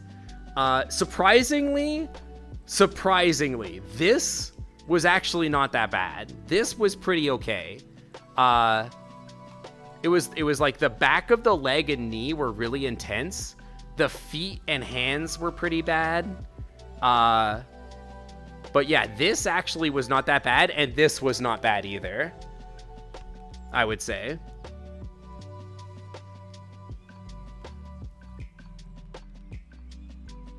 You've got a chocobo on your right shoulder and planning to get a Moogle. That's really cute. Yeah, I think I've seen that too. Until Nintendo's not based in Japan, it comes up every year. Oh yeah, you do video game stuff, right? Yeah, okay. I mean, as long as they're not seeing it, I suppose it doesn't matter. If you're not taking your shirt off, but yeah. One of your cousins is in his 50s and only looks 30. Both of his sons are in university on golf scholarships. Golf scholarship? The older one started attending Auburn last year. The younger one is staying home in Austin and started UT Austin. Aw. Hi, Tivo. Hi, welcome in. You want to get some Pokemon done? I think Pokemon tattoos would be really good. I don't have any ink, but I keep wanting to. But I've heard that some of the ink can be carcinogenic. I don't know if that's just a scare tactic by boomers to make you not get tattoos, but like I've heard it can be. So I don't know if there's like certain ink or certain tattoo artists you're supposed to go to or whatever. Toe beans. Oh no. That means I got to move the camera. It's AC. Happy late Halloween. Hey, thank you. Happy Halloween to you as well. Your tattoos are worth the risk. That's why you pick a good artist. Yeah, I would want to pick like a really good artist for it. Anyway, let me get you your toe beans. Also, I've got to do the science fiction really quick. Hang on. Oh, I have a good one. I have a good science fiction. Beans. If you go to professional and talk to about it, they'll guide you right. Some of it is scare tactics. Some of it is specific ink. See, I don't want to do anything crazy or complicated or whatever. Like, I don't want to do anything that crazy. Here, we'll just stick on the ground for a second. All right, here's your science fiction, okay? Science fiction, totally real fact. Sand. Everybody tells you that sand is made up of munched up, like, shells from, like, shellfish that gets bashed against the rocks. Incorrect. Manufactured by otters, actually. All those crushed up cells, there's actually plants where we recycle. That's like, you know how humans recycle their cans? Otters recycle their shells, and we're intentionally doing that to make sure that it's sustainable fishing in the ocean so that the calcium goes back into the ocean. You know what I mean? Pretty much any of the cool glow-in-the-dark or UV reactive ones are pretty bad. Yeah, that was sort of my thought, is like, as long as I'm not like going for like the crazy UV reactive ones, it's probably fine. Yeah, we're crushing clams to keep the limestone populations up. Exactly. We've got to keep it up, you know? You think you saw Noodles pull out a knife? Whoa, hold on. We can talk about it. We can talk about this, okay? Don't. You're not allowed to have a knife, okay? Not allowed to have a knife. Oh my God. There's, I just retweeted it. It's on my Twitter. Kipper just did a possum model, and I wonder if I could mod it to be Noodles. I could totally mod like a public Noodles model. That would be sick. Problem comes with some artists going on cheap on their ink, so it comes from less than reputable manufacturers. Yeah, like getting a good tattoo, I think you just have to make sure that you go to a good piercing, a good tattoo artist, I guess, that was not going to use like cheap ingredients or whatever. How else will I put peanut butter and jam on my clams if I don't have a knife? You can have a butter knife, okay? You can have a butter knife. No sharp knives. Your teeth are sharp enough. You don't need more than that, okay? So calm down. Yeah, or a spoon, maybe. How about a spoon? I'll compromise. You can have a spoon. Yeah, Noodles would definitely run with a knife. All right, chat, come here. Is it blep time? All right, we can do lickies.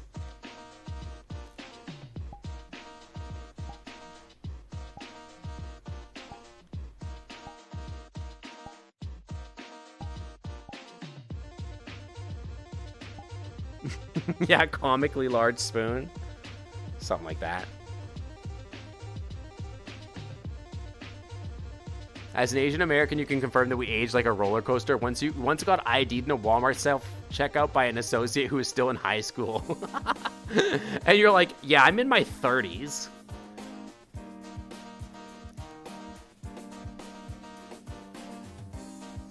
If you do art, you can probably understand this, but if someone offers you a glass of water in oil painting class, you better sniff it first. So make sure it's not like acetone or something like that. That would be a little upsetting. How does the camera lens taste? It tastes like chat. I'm not licking a camera lens. That's chat. Like literally my tongue goes transported through another dimension and into you. All the way into you. Well, onto you. My tongue didn't go into you. It's in your space. You know what I'm saying.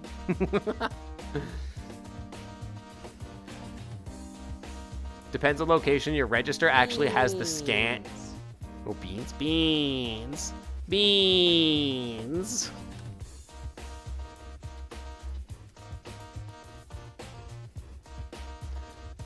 You got flake white on your finger, missed it, and it got on your tongue at lunch.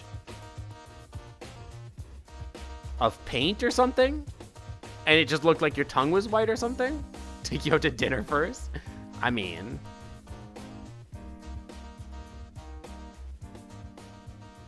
Oh, pigment made out of lead. Oh. That seems not great, yeah. That seems not great. Dude, I need a... Hang on. 1 second. Yeah. First of all... Alright. And then... I need my water. So, chat... Don't make it weird, okay? Just a second. I need my water. Don't look. Look respectfully only. Okay? Respectfully only. Okay? I just need my water.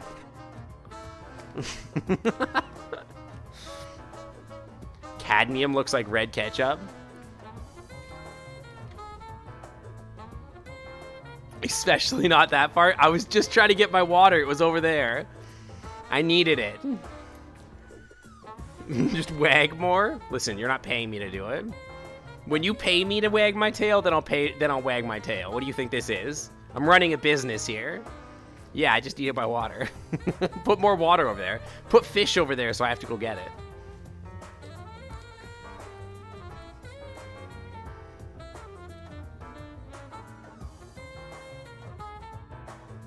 You thought your lapis lazuli inks looked like blue Hawaiian one evening. Oh, so you almost drank like it instead? Oh, like a blue Hawaiian like a drink. Ah, yeah. All right, Sam, I'll see you later. Thanks for coming by. I hope you had a good day. Did Puck get his name from ReZero? No. Puck got his name because... Wait, I think I remember the story. It's because there is a character in Midsummer Night Dream named Puck. I believe. Yeah, have a good night. Have a good time zone, as we say. You almost literally crushed Rare Earth Minerals Cup. That would have been bad. That probably isn't great for your health. Maybe it wouldn't be awful. Heavy metal poisoning or whatever, but you know, whatever. But yeah, I think it's a character from like Midsummer Night Dream or something like that. There's a tattoo parlor in the Plaza District of downtown OKC called No Regrets. And another one in a different area that has part of its phone number spell out safe, and a body piercing place down the street that has phone number say ouch. Ooh, ouchies. Honestly, I got my ears pierced, and I know that getting your ears pierced is like baby's first piercing or whatever, and it's like whatever, not a big deal. I thought it would hurt more, but to be honest, it was like what felt weirder about it wasn't the pain. It was the sensation of like something being inside of me. And the healing was pretty annoying. Like it was like the feeling of something going through my ear. Do you know what I mean? That was like almost more upsetting. Chat, why you always gotta make it weird? You know what I mean? It was the feeling of the actual metal being in my ear that was like weird feeling, like the actual like skin spreading apart. That was the weird part that made me uncomfortable. The pain was like nothing. It was not a big deal. I don't even remember the pain. I said, you're not wrong. I did say it. I did say it. I know what I said.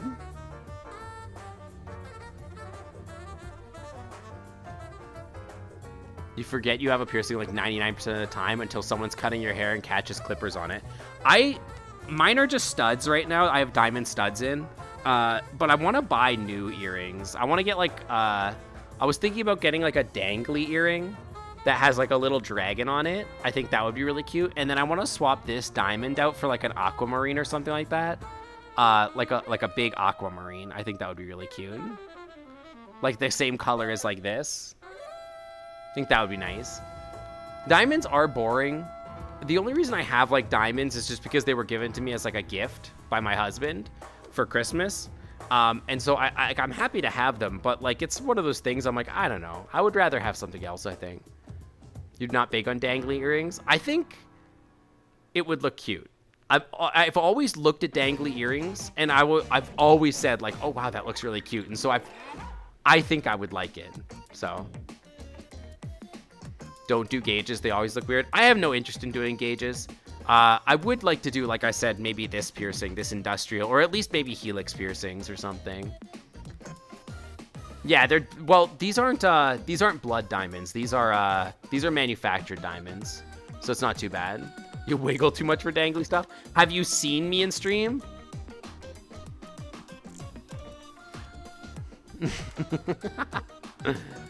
But honestly, like, I would like to have, like just something simple for, like, bedtime or whatever. Like, and then have the dangly ones as, like, an option in the daytime or whatever. Yeah, I have a friend with gauged ears, too. I don't think I would want to do that. But I understand people that do or whatever. It's just not something that I'm looking to do. You always used to wear purple glass gem studs when you had your ears gauged. Yeah, I think I would want to get like an aquamarine, like a light blue, or maybe like something like an opal that has like opals are so cool. Like they have so many different colors in them, so that could be interesting. sneak up and lock a padlock on their caged ear. Oh my god, that would be so ignorant. Can you imagine? I think I dropped my water. No, it's still here. 1.5 centimeters is like pretty big. I would be pissed if somebody did that to me. And then you'd be like, dude, take the lock off my ear. Sorry, I'm starting to grow my hair out longer, and it's starting to be that length where it's like in my freaking straps for all my VR stuff. It drives me crazy. Custom earrings with a sync colored acrylic. Actually, Tech Dude literally made me Wi-Fi earrings, which I might wear at the con at MFF. So if you see me at MFF, you might see me with Wi-Fi earrings. Yeah, they literally have the blue and the pink and teal Wi-Fi symbol. They're pretty cute. I don't want this song. No, thank you. I'm good. Oh, you're skipping on MFF? Oh, well, I just booked my room for FWA, so I should be there. I'll be at A&W, and I might be at TFF. We'll see about that. Good night, Lazy Wolf. Yeah, I'm excited to see them. Techie gave them to me when my ears were still freshly pierced and I couldn't swap the earrings out. Now they're there. I haven't worn them yet, so I think MFF will probably be the first time I wear them, to be honest. I think you gave them to me at TFF, right? Or maybe it was at MFF. I don't really remember. Someone will make you Wi-Fi earrings, but you'll have to see if they still are doing custom work. Like I said, I think I already got... What the...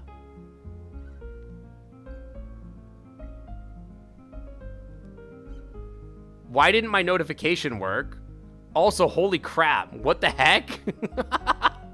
What the hell? Thank you for the 50 gifted tier 1 subscriptions. Hello? Hello? Hi? Thank you? I'm not sure why my notifications didn't go off for that. Some stranger given 50 subs. There's no... Well, they should be working. Oh, maybe it's because they're anonymous and it didn't do it for the anonymous subs. I'm not sure. It didn't program, but I'm sorry you didn't get the notifications 50 times. But thank you very much. What the heck? I really appreciate that. Oh my gosh. I guess I have to go and read all of these. I'm going to try and read all of these. Oh my god, there's so many. What the heck? Joshua the Fox, Finn Fennec, Nebiot, Gunner, Warby, Garcat, Nader, Toaster Mitts, Mikey Bunny, Comrade Coyote, Extrix, Trinity Mass, Cruel Innocence, Bexrith, Informal Scout, Kalani, Wallenberg, Braybit, hang on, Dark Wolf CA, Read the Deer, Shinigami Wolf, Ben, Luca Dork, Cool Est, Ace Ray, Mirage Moz, Silic Taka, Fristy Pants, Vince Vi, His Con, Fursker, Mr. Teriyaki, Folly Paws. I'm just scrolling through these. It's not Folly Paws. Folks Plays, Vamprob, That Dumb Snap, Black Onyx Streams, Moncaf, Lupus Deus Dominus, Nevron Stitch Creations, Dead Metal, Tiny Paws, Toasty the Fox, Gimmick Gecko, Tucha, Francis, Numinous Trees. Oh my god, I'm scrolling more. We're almost there. Shirley Mint, Hunter Husky, and Baggy. Welcome to the Clan Club VIP on the Wi-Fi is always clean. Thank you so much. Oh my gosh. Yeah, some stranger coming in here and just throwing sub bombs. That was nuts.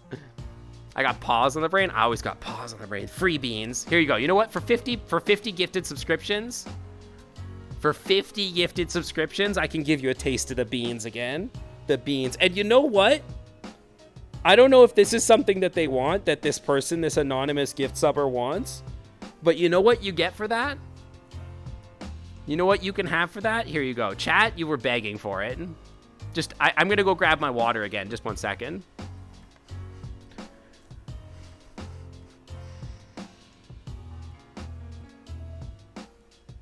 I'm just getting some water. I'm just getting my water. Why would somebody send that many gifts and stay anonymous? I don't know. Maybe they're a nice person. All right, I got my water. Yeah, I don't know. But anyway, if you got a gifted sub, congratulations. Yeah, for real, it's the water. I'm just so thirsty right now, you know? Yeah, some people don't want to be credited when they're being generous. That does happen. And, like, they're, you know, they might be, like, you know... And it is possible that somebody sent me a message, like, privately to let me know who they are. And, yeah, that does happen sometimes. Exactly, just getting some water. You know, sometimes we get thirsty from time to time. Kinda TOS. I'm wearing pants. I'm wearing pants. Also, hi, Hanu. Hanu, how are you doing? Welcome in. Funny for that to be your first time seeing me on stream. Yeah, I was just getting up, getting some water. You know, this is my water. It's right here. You can hear it. Well, you probably won't hear it because, like, but it's got a really satisfying sound. I don't know if you'll hear it. It's probably gonna get filtered out. Here, hang on. It has the most satisfying sound. I'm serious. My water bottle has the most satisfying sound when you bonk it. You gotta bonk it, though. Hang on. 1 second. Let me turn off my filtering. Okay, listen to this. Just listen. Also, hi, Xavier. Welcome. Hang on. Check this out. Check this out. Hang on. No, that's no good. It's so satisfying. I don't know why. It's just so satisfying. Yeah, it resonates forever. Whenever I'm like walking out of my apartment and I hit it, it just goes on forever. It's ridiculous. It's a hydro flask, so it's like a big 2-liter hydro flask that I've got stickers all over it. I actually silenced it. It keeps going, dude. It keeps going.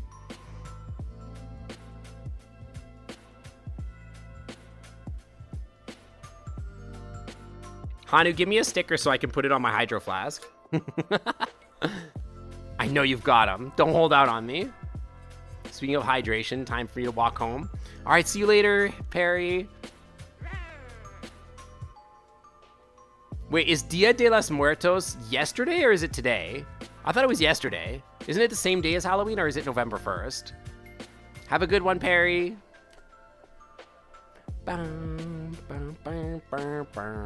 It's the day after Halloween. Oh, I had no idea. You literally just joined stream for the first time as those 50 gifted subs popped. It's like a lot of gifted subs. Like, it's been a hot minute since we had a big sub bomb like that. That is, yeah. I cannot say enough, like, how much that means to me right now because, like, the Christmas time, like, around December and November, and with us moving right now, it has been, you know, and I don't struggle with money a lot, but it is tight right now. It is not like the easiest time I've had right now. I'm not down bad for it or anything like that. Like, but, you know, with the 2 months deposit on the new place, plus double paying a month of rent and everything like that, it has been a hard month financially, that's for sure.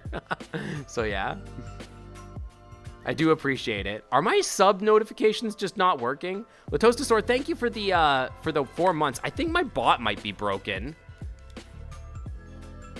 Yeah, it's always tight around right now. Let me just see if this works. Let me see if some of these other things work. Because I think my bot might be broken. The follow notifications are working. Maybe. Let me see here. Well, these should work, right? Let me see this. Okay, that works, but the sub thing isn't working? Let me test them. Let's see here. Science fiction was... Oh, do you know what? I think my bot... Well, let me look here. Auto connecting to services. Beans blab. Yeah, sub notifications aren't going off for some reason. Let's see here. That's Twitch speaker. Show me my bot, though. What is my bot doing? Action history. Yeah, followers is working. Subs is not working. It's highly broken. All right, let me reopen my bot really quick.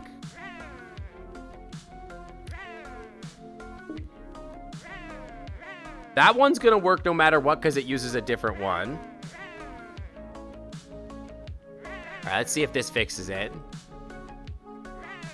Does this mean that the tail is also not working? You know what? Maybe we should check. Yeah, the notification when you followed definitely worked, Xavier. And also, thank you. Anyway, 1 second. Let me make sure that this is working. Wait. Hello? Chat, you're missing. What the heck? What the heck? Okay, hang on. My apps also stopped being open. Rawr. Rawr. Okay, so that is Right working. So text-to-speech is working. Interesting. That's actually a different bot. Waiting for Steam VR to provide headset tracking. Okay, that should be working now. That works. All right, can you please bring chat back? Hello, chat? The app is highly broken. I can't see chat. Oh no. Yeah, what's a stream without something breaking? I know, right? All right, let me test this then. All right, something's broken. some stuff is broken. We're gonna have to go look at some stuff. Hang on. Where's my computer? All right, 1 second. Computer is there. Heck yeah, feet. This is not Pete. I'm so disoriented. I'm so disoriented.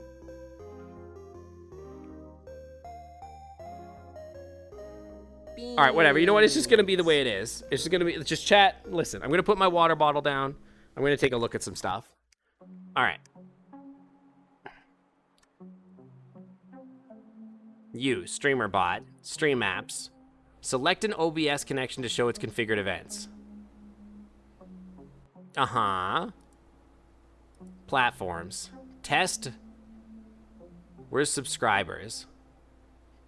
Test me. I guess it's working. I just kicked my water. Aw, frick, where's my water? All right. Take me back to my starting position here. You have 2 older sisters that are already married with kids. They're already at the ranking of aunt and uncle. Yeah, eternal disorientation. I was trying to spin around to try to give you guys like at least a tail view, and I couldn't figure out how to do it. So I finally just gave up and went and clicked on it. But it looks like it should be working. Also, Ripley did not subscribe there technically. Technically. All right, let me see here. Who was the last sub that broke my stuff here? Where was it? Who was it that used their sub on me here? After you guys, it was Latostasaur. Latostasaur. Thank you for using your tier 1 subscription on me with your Prime subscription. And welcome to the Clam Club VIP under the Wi-Fi is always clean. Thank you, thank you. Yeah, you guys got a free tail close up there briefly. All right, Rinzy, thank you, and I'll see you later. They should be working again. And if they're not, then I'll try to fix them again. I know things That's might working. be tight right now, but just remember you're not. Not anymore. What? Dude, that pause was savage. The way he paused there was Messing like with notifications was my trick since you didn't give me any treats for Halloween. Xavier, I guess it's not working for some reason. Nope, it is working. It's just delayed. Xavier, thank you for the Prime subscription, and welcome to a brand new subscriber to the Clam Club VIP Lounge, where the Wi-Fi is always clean. Thank you so much. So I guess it's not broken. It's just laggy for some reason. I don't know.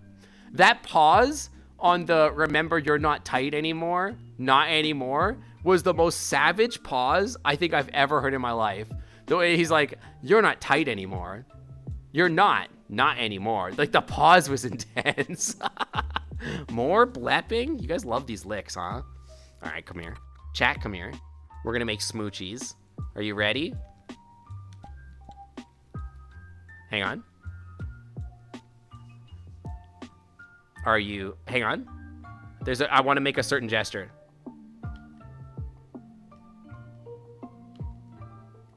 That one.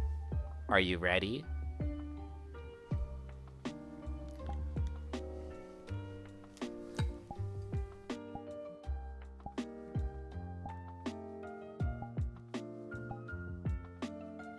You just guys want me to lick you constantly. Just never enough for you.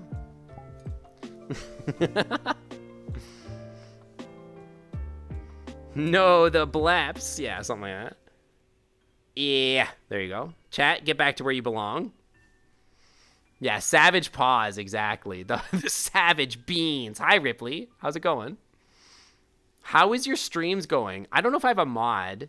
I don't know if maybe I could do this myself. I'll try my best. Chat, I'm going to try my best to do this. You are an expert at licking furries. I'm an expert at furry beans. I don't know. I'm going to try shout out Ripley. It's going to be all in caps because I don't know how otherwise to do it. Ripley the Oriole. I had to check. The Oriole.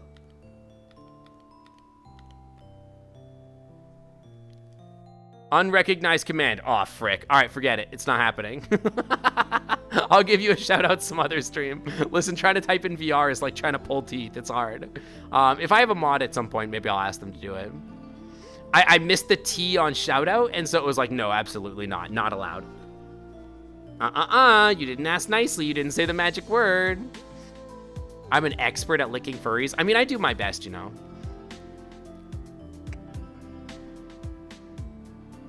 The quiet VR chat ding after every lick. You mean the little beep?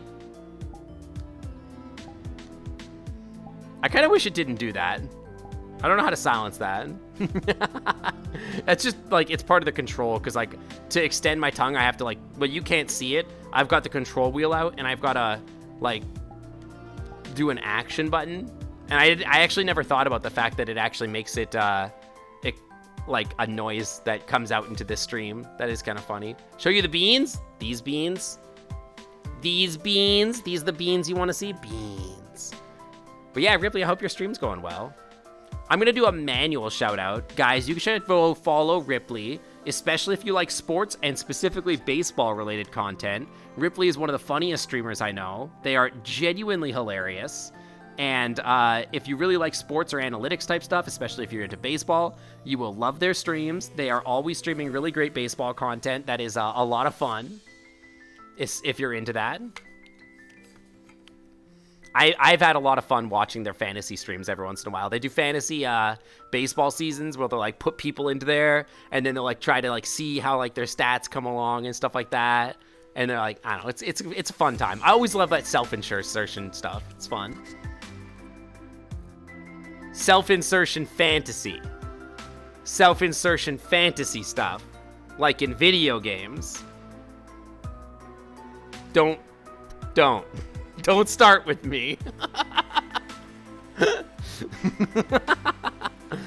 Experimental stuff next stream. You're gonna try streaming NaNoWriMo writing. Oh, I don't even know what that is. Is a baseball the one with the ice and the sticks? No, that's hockey. That's puck ball. That's puck disc. Or ice disc. That's ice disc, yeah. They really could have called... It's wild. Okay, when you think about it, okay, there's baseball, football, basketball. They really named all these sports a ball, and then they named it like a part of the body or like part of the field, and then they called hockey. And it's wild that hockey isn't called disc net or ice disc or something like that. It's wild that it's not just called ice disc when you think about it. You know what I mean? It's a National Novel Writing Month. A challenge to write a 50K word novel in a month. That, I don't think I could do that. I've tried to write before and I get so distracted so fast. Yeah, stick disc. Skate orb. skate disc, skate. You know what I mean? Yeah, why isn't cricket called hammer ball? And polo isn't called horse balls? Why not? It's crazy, man. It's crazy out here.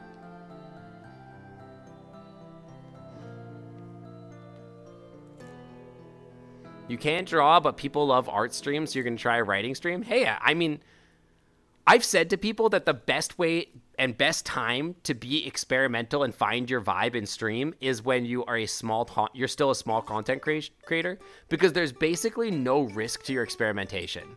Like, if you do a stream and it sucks, then okay, who cares? Like, you're not lost anything, right? It's like, it's the best time. You know what I mean?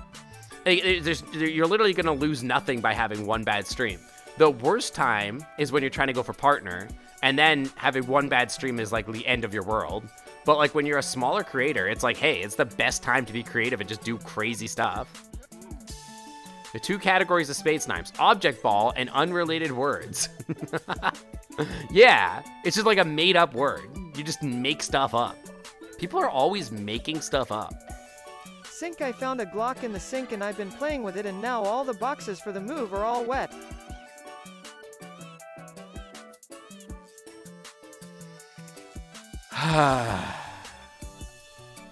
You are exhausting. You are absolutely exhausting, Noodles. Sometimes I wonder why I brought you into this house. I will deal with that later. Please put the gun down. Please put it away. Put the gun away. Because he's cute. He is cute. He's lucky that he's cute, because if he wasn't cute, boy, he would be out of here fast. I'm not sure why I ever decided that bringing a wild possum into my house was a good idea.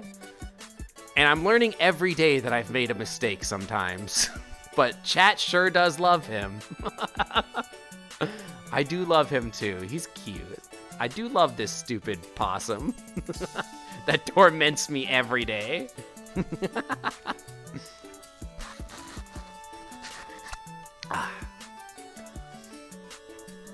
But yeah, so what did everybody do for Halloween? You sure love Sync? I sure love Ryder. Ryder, you want to start our 3-hour makeout stream right now? I got enough battery charge.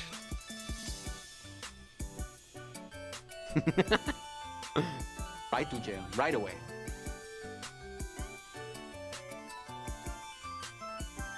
You did absolutely nothing? I know a lot of people that kind of didn't do anything. Some people went, like, did some parties and stuff like that. This is a non-sausage zone? No, all sausages are allowed in here. Stayed home since train tickets to your friend were expensive. Aw, I'm sorry to hear that. I hope you, like, at least had an okay time. Yeah, right now, let's go. Let's go, Ryder. Let's immediately... What if it was a subathon? What if it was like a subathon and every time somebody subbed, we had to do like 5 minutes more?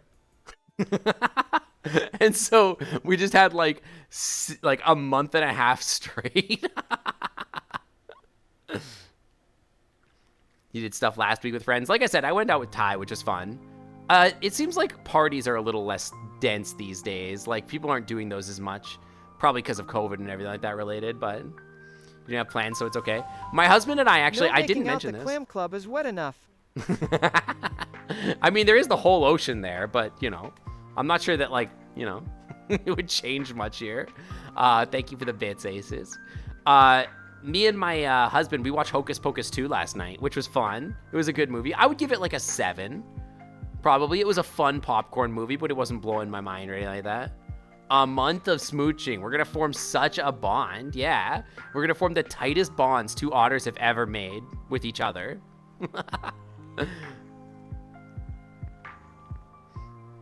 You bought candy and no one rang your doorbell? The upside to that is now you have candy that you get to eat. You know? Dearly Beloved is a great song. I love these playlists in general. They're really good.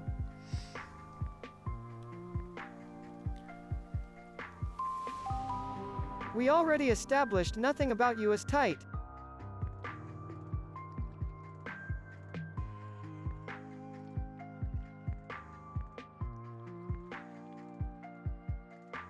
Oh, God. I wonder how many subs a month-long subathon would need if every sub is only added 5 minutes. I mean, it happens very fast. Like, it depends on the size of the community that you are. Like, Corgi just did one where they were going for, I think, 40-something days. Am I sleepy? No, well, only insofar as I'm exhausted by this pet of mine. The Sanderson sisters are not the original actresses from the first movie, but they do a really good job. Wait, aren't they? Isn't it Bette Midler and what's her face? Bette Midler. Bette Midler is definitely still Bette Midler. I'm pretty sure they're the same actresses. Yeah, 9,000 subs for a 31-day long stream. If you, I don't remember how long Corgis were, and I don't know that I would ever want to do a subathon, but yeah. Yeah, it was Sarah Jessica Parker and Bette Midler. I don't know if the other one is the same, but it was a good movie. It was like a good popcorn movie. It wasn't like incredible, but it was the same vibes as Hocus Pocus 1. It was funny. It had moments that made me genuinely laugh. So I thought it was a good time. It's fun. But yeah, for a subathon, I don't know that I would ever want a subathon to go that long. If I did do a subathon, like I would maybe want like a week or something like that, you know? A week I could handle, but only if I like, you know what I mean? I don't know.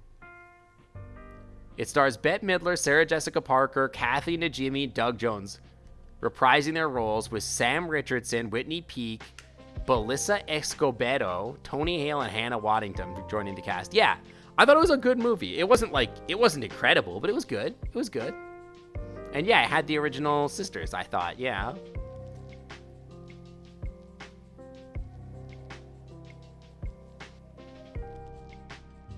Bette Midler was obviously a legend. She was like incredible in it, and she had such funny moments. I will say, like in the early part of the movie, they had the thing where like they had the prequel kind of, and they did a really good job of it. It was fun. You miss Otter? We could be an otter. You want me to be an otter? We could be an otter. Let me look here. This otter is kind of scuffed. It's not the 3.0, but we could be an otter. Oh, my leg is very broken in this model. You like the dragon look? We could be an otter for a few minutes. You could give you the feet beans here. Beans. Where are my chevrons? I don't want to talk about it. Leggy's not supposed to do that. The leggies are kind of messed up, you know? Shadow the Nardo, welcome to the Clam Club. Thanks for swimming on by. Welcome, welcome. Dude, hang on. I'm going to fix something. My stuff's all discombobulated and broken and because I accidentally messed up with my everything and I hate it here. Yeah, go here. There we go. Boom. Blap. You've decided to go full of volleys, so if you want, I think I am part of your Discord. The leggies are messed up like the sink, which I accidentally shot again. Haha, I made a whittle fucko boingo. You're not supposed to cuss. Noodles, you're not supposed to cuss. Oh my gosh. Anyway, I'm gonna go back to my. This is such a cursed model. I don't know. I don't even know any of this stuff here. Rub the otter belly. Oh gosh, the model is so scuffed, dude. All the blend shapes are so weird. Where's my chevrons? Yeah, I don't want to talk about my chevrons on my cheek. They're so broken. Sink. Oh my gosh, hi. _bun just rated with 151 viewers. Hello. For our raiders. What the heck, Beans? Beans is the thing, guys. Beans up for our raiders. Beans, welcome in, guys. You're late for an important raid. You're playing retro content. Oh, a retro gamer.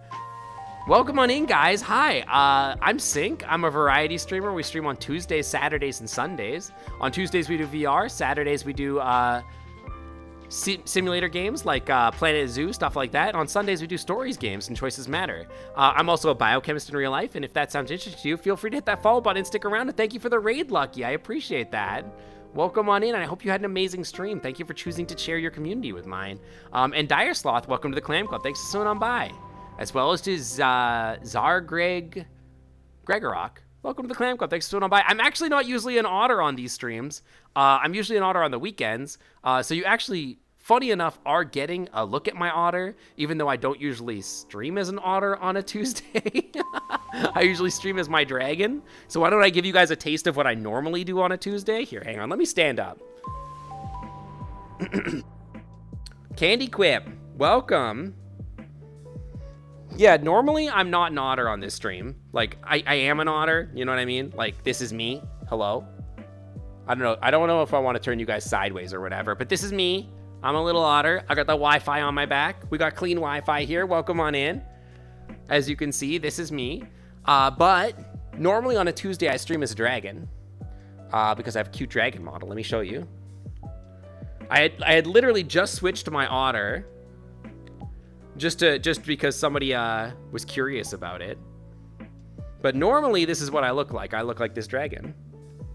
Your molecular bio here? Heck yeah. I actually have a degree in molecular bio, but I work in biochemistry. But this is me. Normally, I'm dressed like this. This is me as a dragon. This is a Kobo doll avatar that I've modified pretty heavily with a bunch of stuff. So we've changed the colors, changed some stuff about the face, changed some stuff here. We got some cool markings on the back here as well, as you can see. And swishy tail. The dragon appears to be an otter. I mean, I still like the water, but yeah, welcome to my home. This is my VR world, the Clam Club. Welcome on in. And Candy Quip, Dark Jahao, and Thoristar, welcome to the Clam Club. Thanks for swimming on by. Welcome. Yeah, I got the programmer socks too. And Phoenix Griffin, thanks for swimming on by. Thank you for the follow. Welcome on in, guys. But yeah, you're a hospital med tech. Yo, that's really cool to hear. I love hearing that there are more people in biology and in science, in furry in general. I love hearing about that.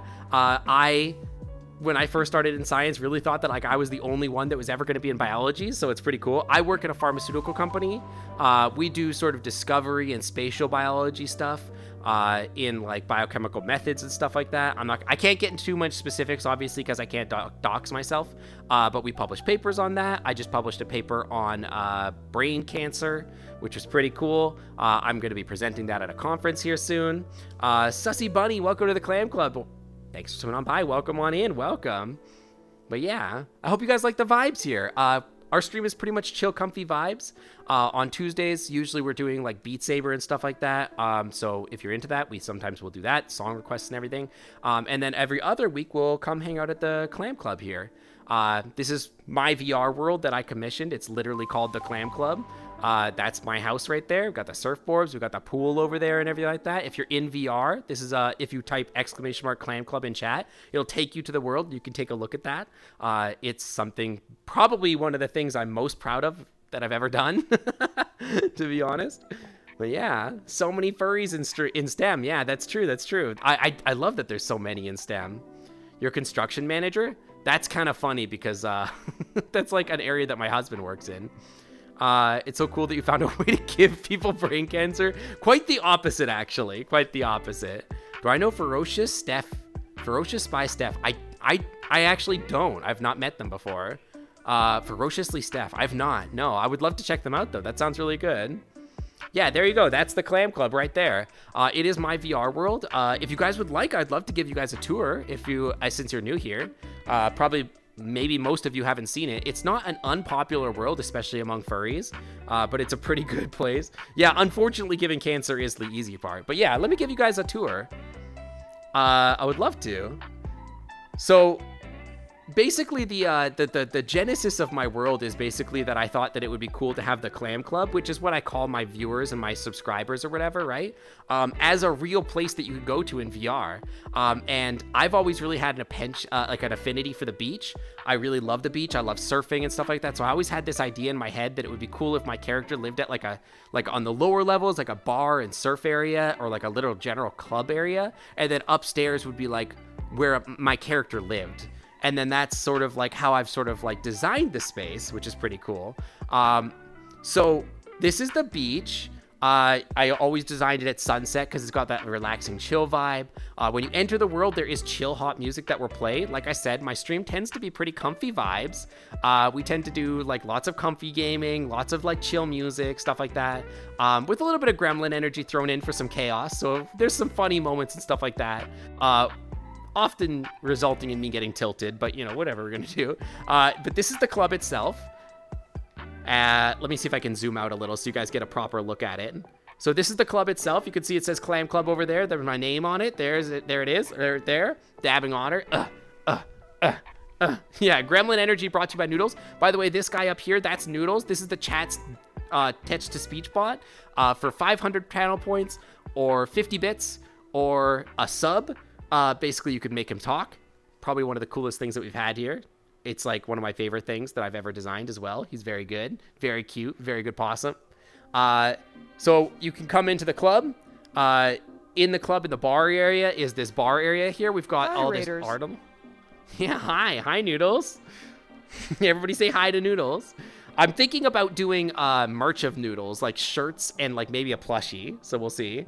To make him talk, all you have to do is be a sub. Exactly. We've got some art on the wall of my character here, which is, I think, pretty cool. And then the other thing that we do is sometimes in my Discord community, we have hangout nights. So I've got like some pictures from the hangout nights that are all scattered throughout the club. You can see some of these are my viewers here. That's me right there.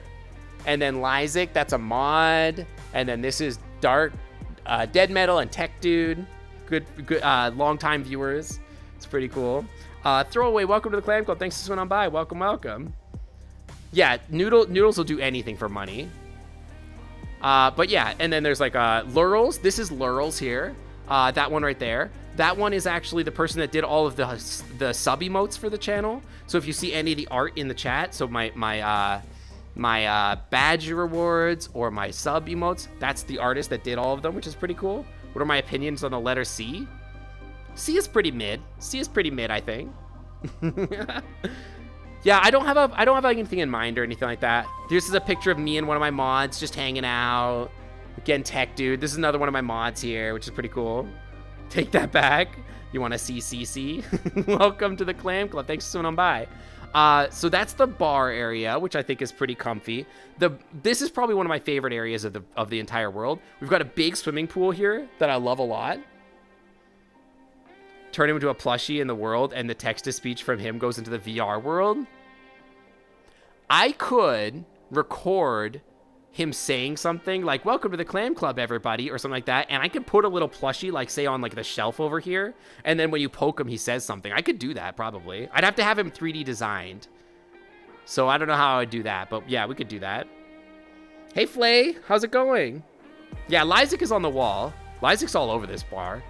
Lysic is, like, there, and then in a couple pictures upstairs as well. But this is the pool area. We've got a hot tub back here, right there, boop. And we've got the pool area, boop, right there. Lots of lounge chairs and stuff like that around for you to lay out on. This area, I think, is probably one of the more popular areas for people to hang out in. It's just a big open area that people like to hang out in. Whenever we do our VR meets, usually it's a lot of hanging out happening here. One of the cool things about the water here is that there's this slider for the pool depth. So one of the things that I was trying to do in this world is try to make it so that your short friends can still hang out with your tall friends without having to use too many mods, right? So in the water, by default, you're going to be at a certain depth. But if you use the pool depth slider, yeah. See if I can grab it from all the way over here. Yeah, see? It lifts you up out of the water. So if you're short, you can stand in the water and be like chest height, like you're hanging out in the water, but your tall friends can be like sort of a different height than you. So you don't have to use any place-based movers or anything like that, and you can still hang out with your friends. So that's the goal, is I tried to make this space feel like it was comfortable for big avatars and little avatars. Won't have to be a very detailed. Another avatar maker made simple plushies of everyone that they got with their avatars. If I could get a simple model of Noodles, I think I could do that. If I could get a low poly version of the new one that Kipper made, that would be pretty good, yeah. But yeah, that's how the water works. Love this pool area. There's also a couple really cool hangout spaces for like movie nights. Again, another one of the things that we do in our Discord community is a movie night. So we've got an amphitheater outside here. There's a night version of this world as well that we would usually watch movies using this theater at, and so you can then see like all the stars above you while you're hanging out watching the movie. So there's here, you can all cuddle here, which is good. Can be an idea to have sometime. We could definitely look at it sometime. Yeah, short accessibility. So if you come downstairs, there's one of my favorite places in the world. I said that a couple times now, but this is actually one of the coolest features, I think. And this is actually where we host most of our movie nights, is downstairs. And also, obligatory, this is where the magic happens. But for real. This is the movie theater. This world actually has 2 audio sources, here and here, and they're separated by channels. So if you have a movie that you want to watch that's in in stereo, you can actually stream it to here, and you'll hear it out of both sounds. So you'll actually get stereo audio instead of a single channel of audio, which is pretty cool. This is for VR chat. Yeah, I'm not doing a public world right now, but if you want to join any of our VR hangouts, we usually do it in the Discord. We haven't done one in a little while just because I'm in the middle of moving to a new house. So I haven't had really time to host one, but once I'm there in the new house and set up, I'm thinking of hosting one probably late November, maybe before MFF. I'm not quite sure yet, but yeah, we'll be doing one for sure. So this is the movie theater. You can see we've got little cuddly areas. There's like a blanket area with some plushies over there to hang out in. This is like a really nice cuddly area to hang out and watch a movie. It's really nice. Yeah, we're Sync Dragon right now. And then there's one more area of the world that I think is nice. Well, I mean, they're all nice. But the last area is the upstairs, which is where Sync technically lives. That's where I live. That's like my apartment or whatever. You love my arm warmers? I think they're cute too. But yeah, if you come around here behind the bar, there's an upstairs, and the upstairs leads to Sync's bedroom. Yeah, the warmies. They're so important, honestly. They're so important. But if you look up here, there's a great view of this sunset area. And this is the little cuddle pit we designed. It is a little short, so if you're a taller avatar, it's not very good. But I designed the upstairs to feel shorter because it's meant to feel like it's an otter size. Because an otter lives here, right? So everything here is designed for like otter size stuff. So like the couch, for example, a little bit short and whatnot. And then the little cuddle pile is a little bit short too. You'll see if I stand in here, I'm almost like all the way in the roof. Like if I move this, see? I'm like my horns are getting in the roof. I'm scraping on by the roof. But it is like one of the coziest areas. There's blankets down. There's some pillows and stuff, and you can sit here and cuddle with your friends and like watch the sunset. It's very, very cozy. It's like one of my favorite spots to like just hang out and cuddle. Whenever I invite people over to cuddle, it's always over there. But yeah, Otter's living room would be a Japanese bathhouse. Yeah, but also there would have to be a direct line of salmon coming through the house at all times. It would be important. But yeah. This is the bedroom. This is Sync's bedroom, basically. You can see that we've got a little streaming setup, and that's actually replicated as what my real life setup looks like. I have these 3 monitors set up like this, but I also have a 3rd monitor, a 4th monitor that's a little different now. So it's a little bit different. I'm so tiny. Yeah, this is my favorite thing. It's so cute. This is back when we were making the world. And you can see like all the polygons aren't painted in yet. They're just random colors basically, so that we could like see what the world would look like. And so I was explaining something, and actually what's funny about this picture is it's not what it looks like. It's actually not what it looks like. So it looks like Lysick is like leaning down to pet me, but what's actually happening in that moment was we were discussing the sizing of things. And so what was happening is Lysick was like, oh yeah, because Sync is small. And I was like, excuse me. And I was like looking up at him and saying that, but but because of what ended up happening is that it just looks like Lysick is like petting me, and it's so cute. I love it. So, but yeah, you love the chill vibes of the stream. Oh, I'm glad you like them. Yeah, it's like kind of my goal here to like sort of make a place where people feel included, make people feel happy and comfy. I want people to like really feel friendly here. You know what I mean? That's like really my goal, you know?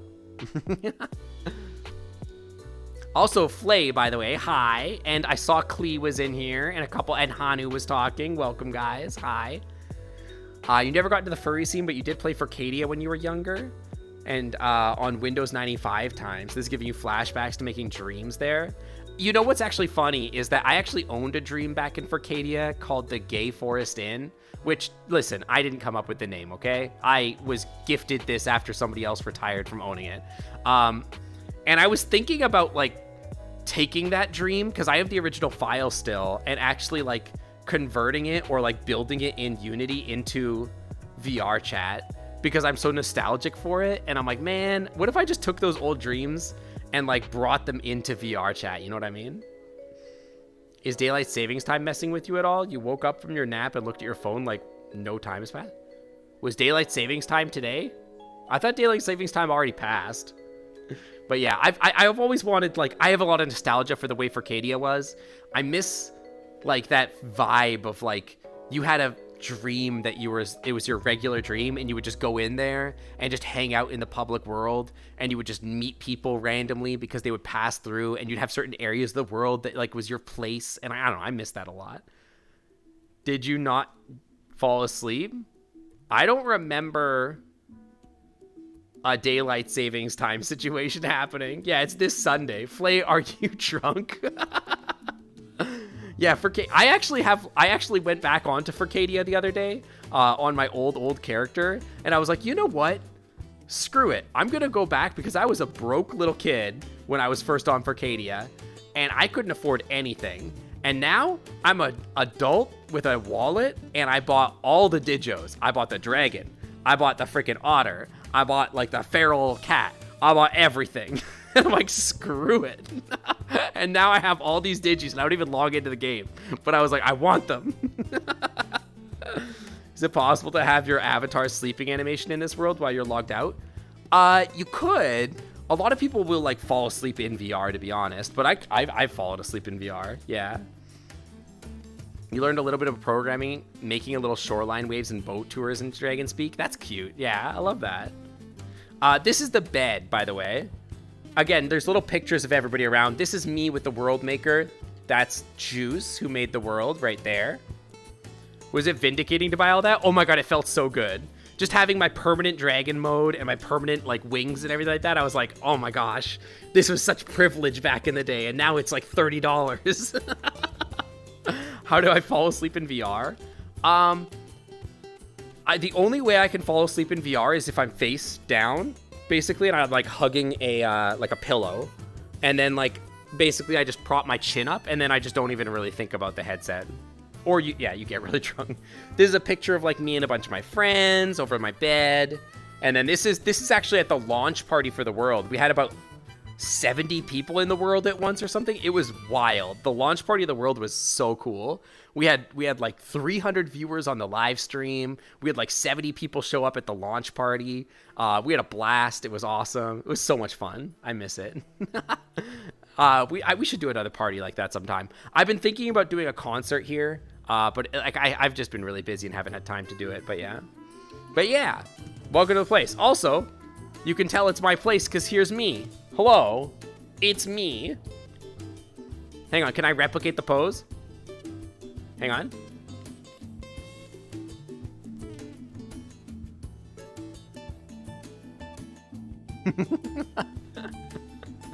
You know? And then this is a lot of the regulars of the community as well. That's Coda and Zav and Rashek and Cosmic Fox and Nath and Echo. Yeah. Yes, officer, this is my house. You don't see the resemblance? Well, that's a shame. But yeah, that's my world. If you guys ever want to check it out, please do. I would love to see it get used more often. I mean, it gets quite a bit of use. We probably have like 20 to 30 people on average in the world in private instances on the weekends. People host parties here quite often. It's pretty good for that. So, yeah. But yeah, welcome. All that for a raid introduction. Welcome. I don't even remember what we were talking about before you guys raided into us. But welcome. Go over cell division, M phase, and all. We went over it in health yesterday. When cells line up and their genes split, they are the most susceptible to ionizing radiation damage. Cells that divide the most are most radiosensitive. So I can actually talk about the exact reason for that. It's actually what's downstairs? Downstairs is the theater. So I did show it. I'll show it again really quick. So during cell mitosis, basically all your DNA has to unpack. Introducing my new website, Vangina.com, the dating site for lesbians with carsonas. Why are you so cursed? So this is the theater here. Basically, it's you could put any link or whatever, any file if you want. You could put it in here. You could also watch streams. You can watch whatever. Normally by default, it's just on Chillhop. which is not what we're listening to. We're actually listening to Video Game Study Lounge. But yeah, it's kind of this cute little cuddle pit. VRC doesn't have better communication options for people that can or don't speak. Apparently it is getting better. Apparently being able to sign and whatnot is getting better. I've seen some improvements on it, but yeah, obviously it's not perfect, but yeah. Why is it the cutest thing when you do this? It's like the begging face, yeah. Was it vindicating? Oh, you asked that. Okay, yeah. You wish you knew people in VRC? Honestly, the whole like logging on and hoping for invites thing, it can be anxiety inducing, but I've found my people in VR, to be honest, and like now VR is like so important to me because it's like the best way for me to get to know those people and experience and cuddle with those people. So, you know, it does get better once you're in VR for a little while and you find your people. It helps a lot. You find the cutest thing is me swaying back and forth. I literally can't stop myself from doing this. People like tease me about it, but like it's almost like instinctual because like I've been in VR so much. I'm always, if you see me and you're hanging out with me in VR, and Flay and Klee can confirm because they're in chat. This is me when I'm hanging out. I'm always doing this. I'm always swooshing, and it's just so my tail kind of wiggles. I like to make my tail wiggle basically. It gives me some like, it like gets rid of the anxiety a little bit. It's like just movement, but I just like the way it makes my tail look, if I'm being honest. Yeah, all tail needs to swoosh. And I don't have like a tail wag animation. And I find it's a little more natural, I guess, to like do it manually. Yeah, I'm always wiggling and staring at a mirror. I'm always doing this. And yeah, Flay does this all the time too. It's cute. It's cute. I do like wagging the tail. I do. But yeah, okay, so the cell mitosis thing. I mentioned I am a biologist. So your DNA is normally packed in very tightly into coils, usually around histones and whatnot, or being methylated, which is another way for it to like just sort of group together. When your DNA is packed like that, it's basically much more shielded and less likely to be damaged because it's packed so tightly and sort of like has all this stuff around it that will absorb those UV rays or any sort of radiation or ionizing radiation. But when your cells undergo mitosis, every single time they do that, they have to uncoil all that DNA, and uncoiling the DNA pulls all the stuff away that protects your DNA. And so it's much more susceptible to having radioactive damage to it. There are DNase replicases that will repair while they're synthesizing your DNA, and that's part of the reason why you have 2 strings of DNA, right? 2 pairs of your chromosomes, or you have 2 strings of DNAs, and then you have 2 chromosomes, right? So if one strand is broken, the other one can be repaired, because what will happen is that the DNA polymerase will be like, oh, this is an A that should be paired with a T, but that's not a T, so it'll just pull it out and put a new one in. That's why. And then if anything goes critically bad, that's why you have the duplicate backup, right? It's all about redundancy, basically. Yeah, it is so satisfying to having a tail. I like, you haven't seen my Beat Saber streams, or if you're new here, you might not have yet. I made my VRM model for Beat Saber myself. So I took the existing model and updated it with all the spring bones and everything like that myself. I literally spent like 4 to 5 hours tweaking the bones in my tail just to get the wiggles right. Just to make sure that the wiggle would be nice and smooth like this. I spent so long on it. I like that was like the one thing that I was like, this has to be perfect. It had to be. Yeah, evolution's great at engineering. Honestly, redundancy is just energetically favored, because if you want something to always happen, one of the best ways to have it always happen is to have a redundancy for it, right? So that's why. But yeah, I spent so much time, because I was thinking like, oh, if I'm in Beat Saber, this is going to be the view everybody gets, right? So I want to make sure that the tail's like really swishy and perfect. But yeah, honestly, a lot of like the evolutionary stuff, you really just need to like, when you think about it and you're like, well, what's the simplest way to do this? What would be the best way to do that? And then that is the way. So yeah, I like to think about evolution a lot like the way that you think about like AI generation of something, where it's like, it's almost, it's basically random, but like what'll happen is like some really weird artifacts will pop out of it. So you'll be like, oh, this doesn't really make any sense, but it is here. Why is that there? And then when you AI generate art, it does the same thing, right? You'll have like weird artifacts and stuff like that. And that's a lot of like what like, you know, weird things like a tailbone is. Like, oh, why do we have a tailbone? There's no point, right? It's just there. It's just in the way. And it's like, well, it's just sort of an evolutionary thing. Or like a random useless organ, like an appendix that we don't even use, but like it's like vestigial. It's just sort of like there is like an artifact, basically. You know what I mean? Yeah, evolution doesn't have to account for human stupidity. Well, technically it does, because that's how it works, right? It's like random guided chance. Like UDP versus TCP, the latter confirms the packets have been received over the internet, and it's the former that sends a bunch of times and hopes it works. Yeah, it's actually there was an article written recently about evolution and how.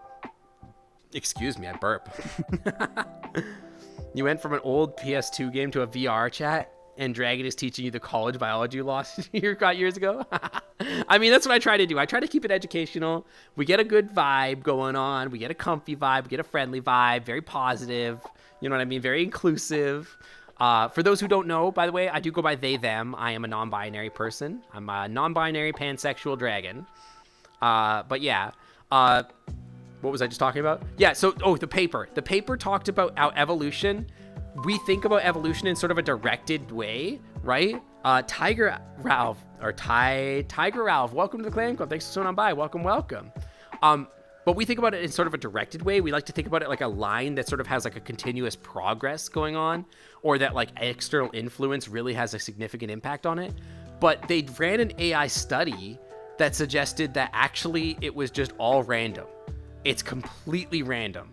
And that randomness determined things more than anything like the evolutionary forces or like natural selection or something like that. None of that had as big of an effect as just like randomness. It's just all random. Yeah, exactly. Non-binary pals. So you'll notice all my characters are very like genderless, basically. You know, I try to aim for that vibe. I like to like, so that's part of what like and people have told me this, that like my character is basically trans pride flag colors. That genuinely wasn't on purpose. When I made my character's colors, I made my character's colors because I thought the colors looked cute together. And at the time, I wasn't even non-binary. I wasn't even questioning my gender. And then I sort of stumbled into these characters that just sort of like led me into realizing I was non-binary. So yeah. But yeah, this concept that like evolution is just random chance was always so surprising to me. It's like, well, what we taught us all about, like, you know, evolutionary biology and having direction and stuff, and I'm like, what, was just all meaningless? It's crazy. Oh yeah, every once in a while, Nightbot will just randomly assign somebody a persona. So we have an !persona command if you want to do persona. It's just a joke. And every once in a while, Nightbot will just randomly assign somebody a persona, and it's just sort of like meant as a silly thing. But yeah. Dude. I love Red 13. They're so cute. Energetic Fuchsia Seahorse. Yeah, exactly. Lucky Dingo, welcome on in. Thank you for the follow, and thank you for swimming on by the Clam Club. Welcome on in. Thank you so much. It's not nice to people who are lurking. I don't, like, I've asked this before of people if it bothered them. Overwhelmingly, people said that it didn't, and I have told people that if it did bother them, I would remove it. The point of it is not to poke people that are lurking, and it doesn't announce for people that are lurking more or less than just random people. It's literally just random. And I don't want people to feel like I'm calling people out for lurking. I'm happy to have you lurking here, in fact. I don't want people to feel like they can't lurk here. But if it is ever a problem and somebody ever said, like, oh, I have a problem with it, I would probably tell it to stop doing that. But, yeah. It's just meant to be a silly, fun thing. You were just cooking something? Well, I'm sorry if it distracted you or anything like that. Nightbot has a mind of its own sometimes. Just like Noodles. Yeah, nobody... I actually openly asked once, and if you're new here, maybe you didn't remember, or you've never heard of it, but I did ask like in chat once, whether or not like people were upset by it, or like if it was like annoying anybody, and nobody said that it did. So, you know, yeah.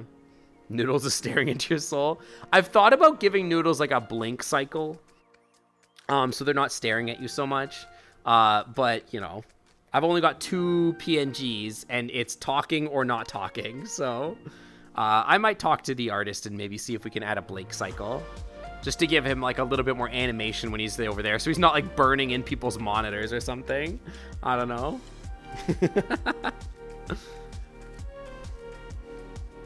Dude, it's been a hot minute since we got Aquamarine Otter. There was a while there where I had to gift out a lot of subs because of that. Noodles is adorable. Noodles is adorable. Noodles is like I said, one of my favorite things I've added to stream in like a long time. So why don't lurkers being called out? Well, some people just don't want the attention. Like I had an anonymous gifter earlier in stream that just donated 50 subs. People sometimes just don't want the attention. They maybe don't want to be known that they're there. I have a lot of people that follow when I'm offline because they're not necessarily looking for attention. And it makes them uncomfortable to sort of be like the center of attention. Because like, for example, I say every time somebody follows me, I'm like, hey, thank you. And then I say their name and I'm calling attention to them. And for some people that makes them very anxious, right? So, you know, it's about comfort levels. So, and in general, it's generally considered a stream faux pas to like talk to your lurkers or talk about your lurkers or try to encourage them to talk, because it's like you're trying to force them to do something that they don't necessarily want to do. You know what I mean? When they're just trying to vibe, you know? Yazzie Pop, welcome to the Clan Club. Thanks for swimming on by, and thank you for the follow. Welcome on in. But yeah, a brainy hot pink shark is actually a pretty great persona, if I'm being honest. That's a pretty good one. Like being a shark and being brainy? Hell yeah.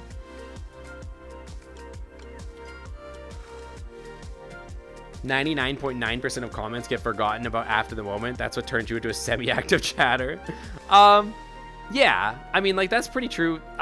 Even for me, like, I'm reading chat, and like I used to read every message. I used to specifically say, hey, I read every message in chat. Chat has gotten a little bit big for me to do that these days. It's definitely gotten too like big for me to like sit here and like manually read out every message sometimes. Sometimes chat just goes way too fast. I still do try to make a point of reading every chat. And I don't always remember to respond to them because there's just not enough time.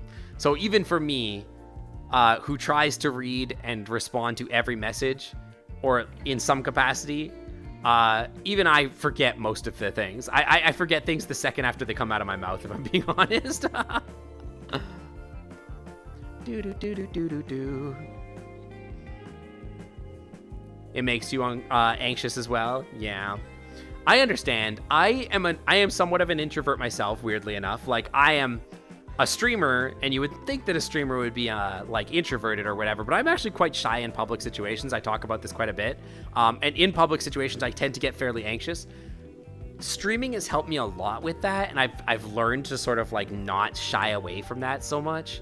And I've learned to sort of be comfortable not necessarily being the center of the tension or whatever, which has helped a lot for me.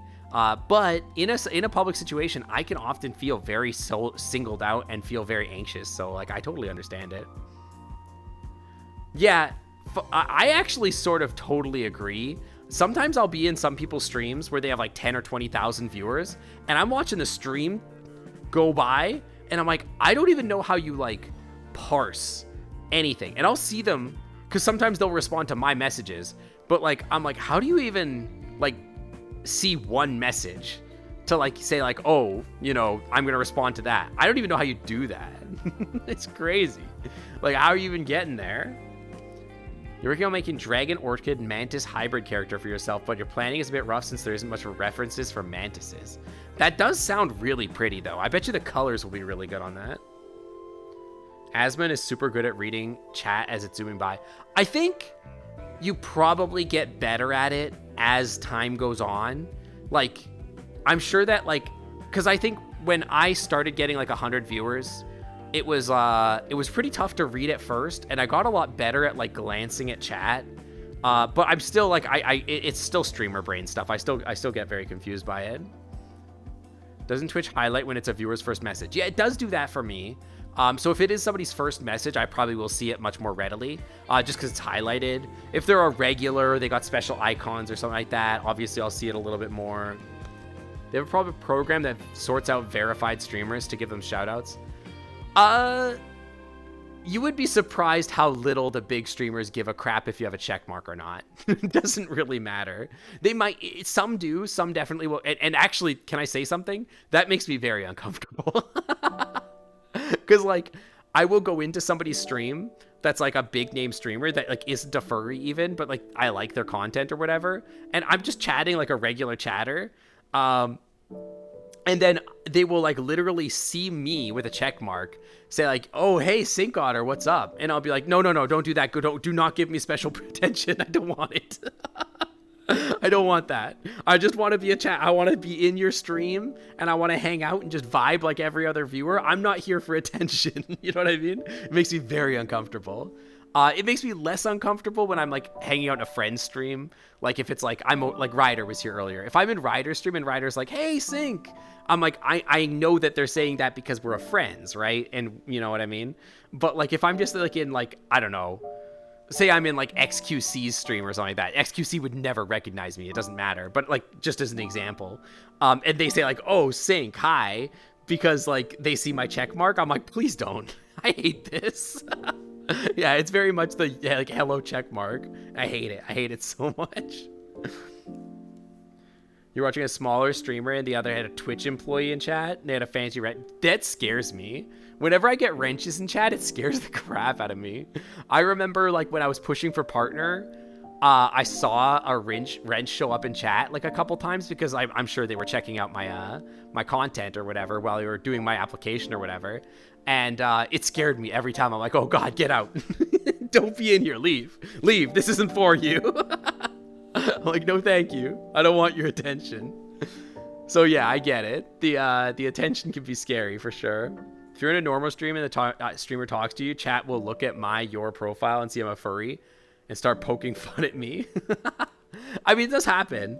Like, I've never had, to be honest, actually, I've gotten basically zero furry hate from being in normie streams, even if I have a check mark. And to be honest, I don't even see an effect in it. Like, I can be at a 5,000 viewer stream or whatever, and I'm like, I'm in chat talking to the streamer, and honestly, I don't even see people, like, following me or viewing my page or anything like that. Nobody really gives a crap, but yeah.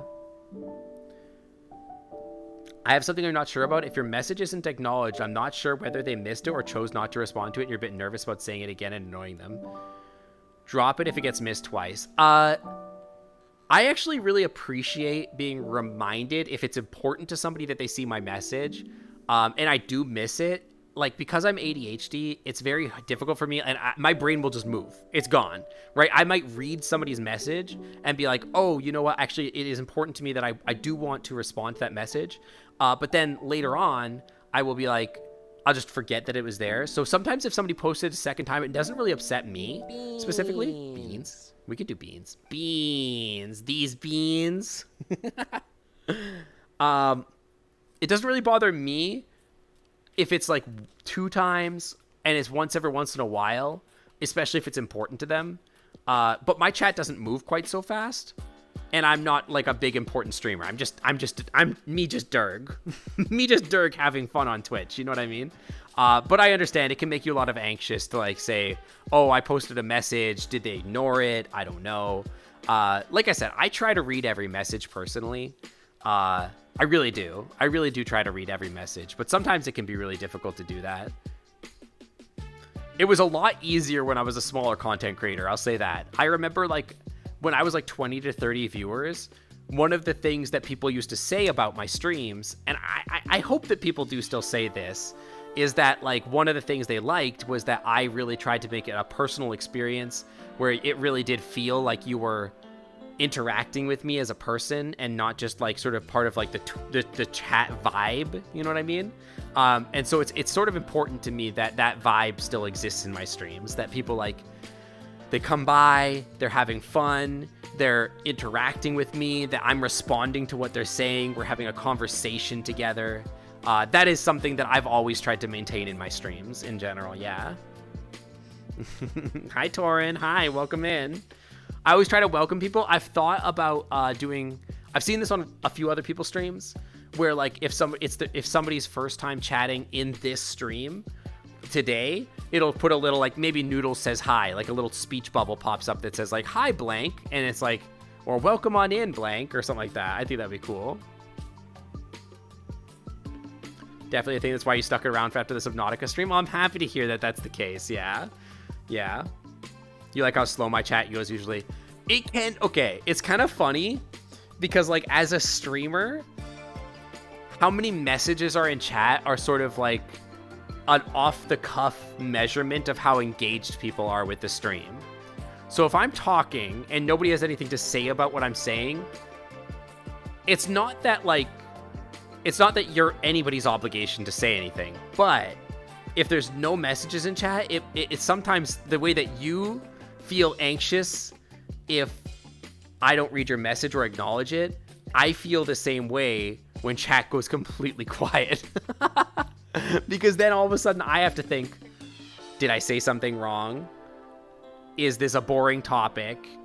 Do we need to move on to something else? What are we talking about or whatever, right? It gets awkward for me.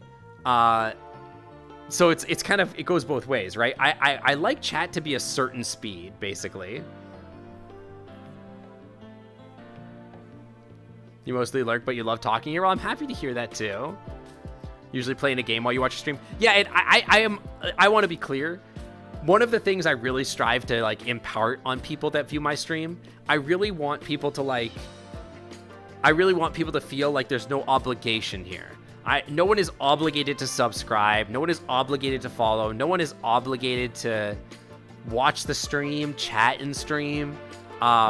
All I want, the only obligation you have here is, if you're here, I just want you to be happy and vibe, basically. That's all I want. There's no obligation there either. That's what I'm hoping to achieve, basically. Yeah, the swaying Durg, exactly. Flay, thank you for gifting a tier 1 sub to TiVo. TiVo, welcome to the Clam Club. VIP on, so the Wi-Fi is always clean. Thank you, Flay. You heard sub. Typing something long or a delay. Yeah, and that's the thing. It's kind of funny because like you wouldn't expect, and maybe you would, but like for the anxiety to be on both sides of the coin, for it to be like a viewer thing and a streamer thing. But it definitely is, especially like when you're a smaller content creator. I often feel really bad. And I wish I could help smaller content creators even more. Like if they're at like 5 to 10 viewers, I'm like, I really wish I could help. Like I want to get you to that point where like you have a consistent chat or whatever. I don't know.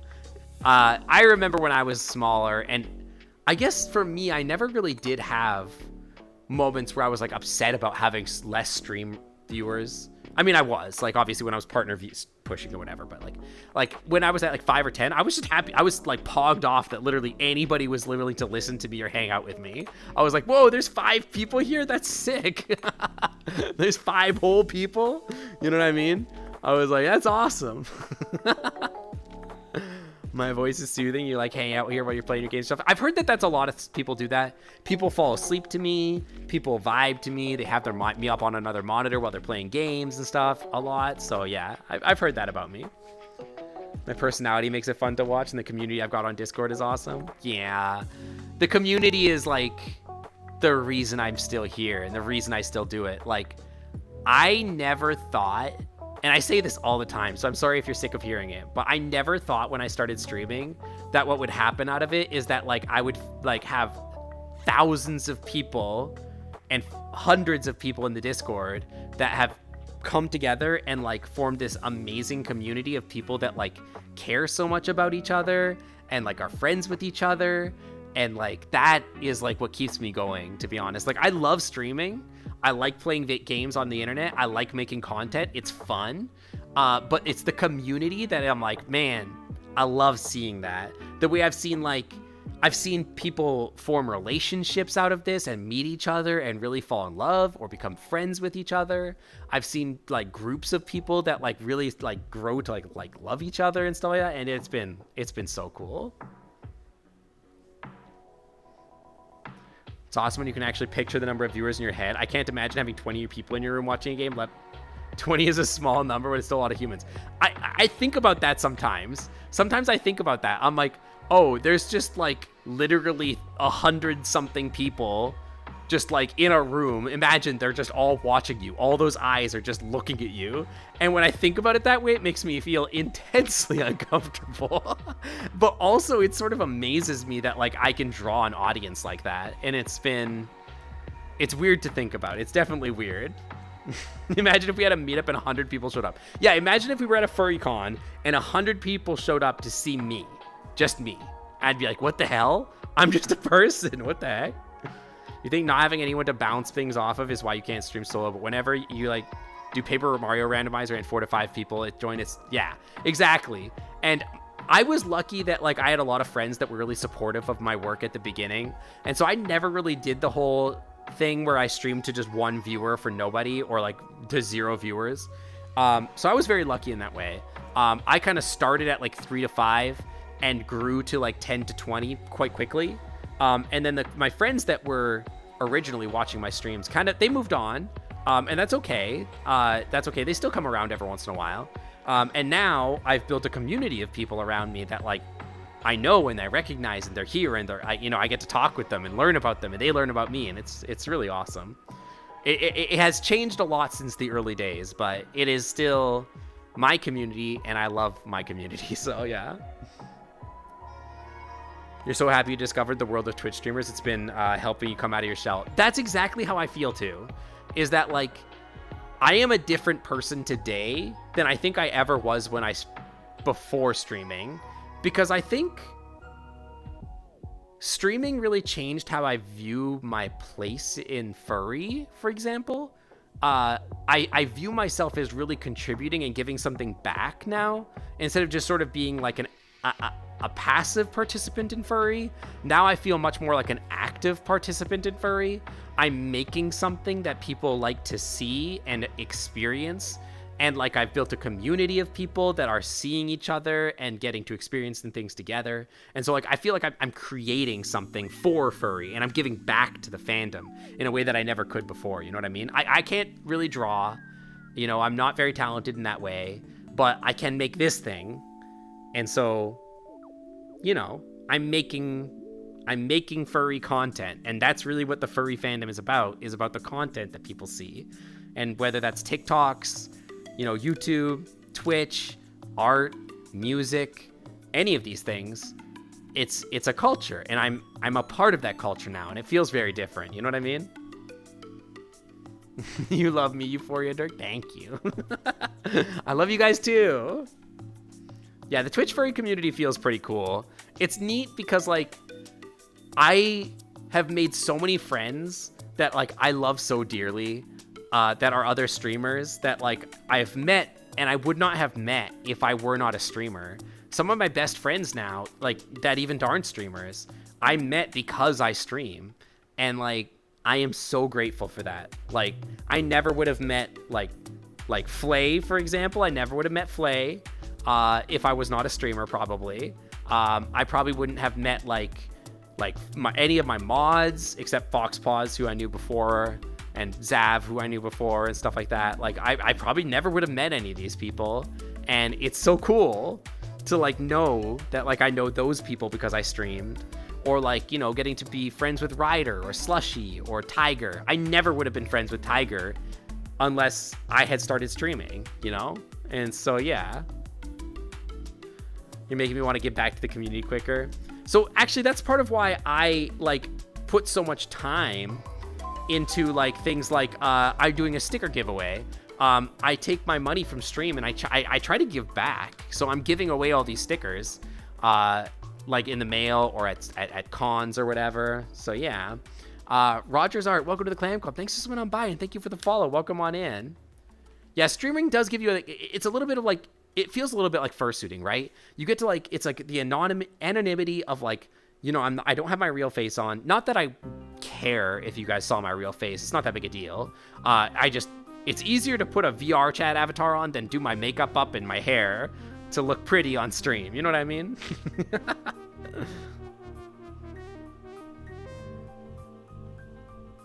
Feel like I could list a few viewers I see in tons of different furry streams, and a good chunk of people here would recognize them. There are a lot of like furry viewers that are like in everybody's stream, and I think that's awesome. Like there's people that are Twitch furries and they love seeing Twitch furries, and that's their thing, you know? And I think that's cool. I love that. Need to order more stickers. Yeah, I just ordered 150 more stickers, so I've got tons. I want your stickers, Flay. Give me your stickers. I'm gonna put them on my Twitch partner bottle. Before you became a furry, you tried streaming for almost over a year and never broke 5 viewers. You met several streamers and became friends with them after I found furry, and eventually inspired me to try streaming again. Yeah, like, unfortunately, even if you're a great content creator, it doesn't always work out. I feel incredibly lucky that it has worked out so well for me. Because I honestly, I don't really know what I did to deserve it sometimes. People say like, oh, you're such a great content creator. The way you talk is so peaceful. You like produce good content, all this kind of stuff. You ordered 500 stickers, Hanu? Holy crap.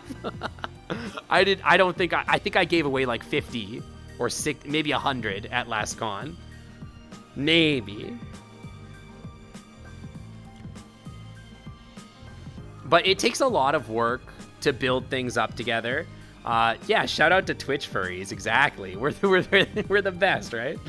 But yeah, I tried. That's exactly it. I try to give that like fun, chill vibe to hang out in. Just, you know, that's the whole thing. And everybody's Twitch vibe is different, right? Some people are reaction streamers. Some people are like hype streamers. Some people are chill streamers, comfy vibes. I tried to do the hype thing. And it always felt unnatural to me. I think that people can tell when you're putting on a front on stream, and then it just doesn't feel natural to them. You know what I mean? And so when I realized that, and I was like, oh, people really love my Breath of the Wild streams. They like my puzzle streams. They like my Planet Zoo streams. They like my VR chat streams. I started to realize, I'm like, what's the common thread here? They like your chill streams. They like the streams where you're just chilling and chatting and there's something in the background to do. And they like that. And I'm like, well, let's do more of that. So I started doing more of that. And then I grew much faster, basically. You've been in furry since 1996? Oh my gosh, lucky. You might have me beat. You might have me beat on how long you've been in furry. That's awesome. I don't think I got into furry until like 2007?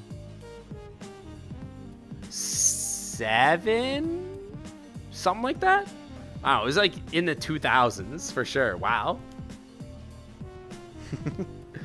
You were a kid when you got into it? I think I was probably a furry before I realized it. I talked about this all the time. I was like really into Digimon and Pokemon and all that kind of stuff. And sort of that fed into it, basically. You were on furry muck before Furcadia came out. Oh my gosh. I was in Furcadia for sure. I was never on furry muck. No, I was never in that, but like I know about it. I didn't know about it though. 2014 for P? Yeah. A lot of people have different times and ages that they get into it, and that's totally cool. I love knowing that people were around like before my time even. Like I was a child. The Warrior Cats books you found out about animations on YouTube. Never heard about it until 2018 and you dove in head first. See, I think people don't even realize how like important furry is to people, like especially for people that didn't like, and I think this is probably a common trend, although maybe it's not so much these days.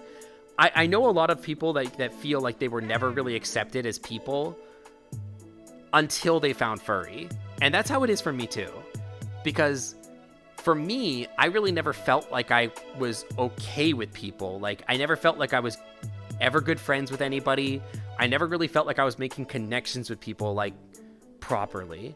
And then when I found furry, all of a sudden it was this thing that was like so like accepting of who I was. It didn't matter what I was. I was just I could be anything, and then they loved me for it. And so like I was a dragon, and they were like, that's cool, you know, we love you for that.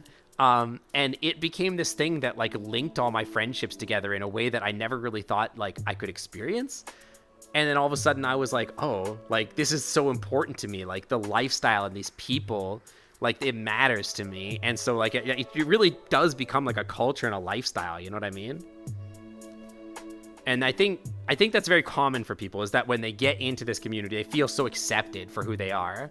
They feel like, you know, for the first time, you can connect with people and, like, experience those friendships in a way that maybe you couldn't before, you know? You're technically a furry when you were 10, except for the fact that when I was 15. I don't think I ever had a point where I accepted it. Like, I just knew. Like, I discovered it. I knew I loved animals. I don't even, to be honest, I'm not even sure what my entry point was. It must have been Furcadia, but I don't really know. I don't know who introduced me to Furcadia. I think I was playing EverQuest, like in like the mid 2000s, and I had a friend that I think introduced me to Furcadia or something like that, and then I sort of discovered that furry was a thing. Honestly, I do not remember. I knew that I liked Digimon stuff, and I knew that, like, I found places where there's like Digimon artwork that was like fan artwork, and that led me in one direction. I knew that, like, when I was playing these video games, the only classes I wanted to play were like anything that could be like a wolf or a bear, or like anything that could transform into like an animal, something like that, right? That was always my thing. And then, like, from there, I think I met people that led me into it or something like that. But honestly, I cannot remember.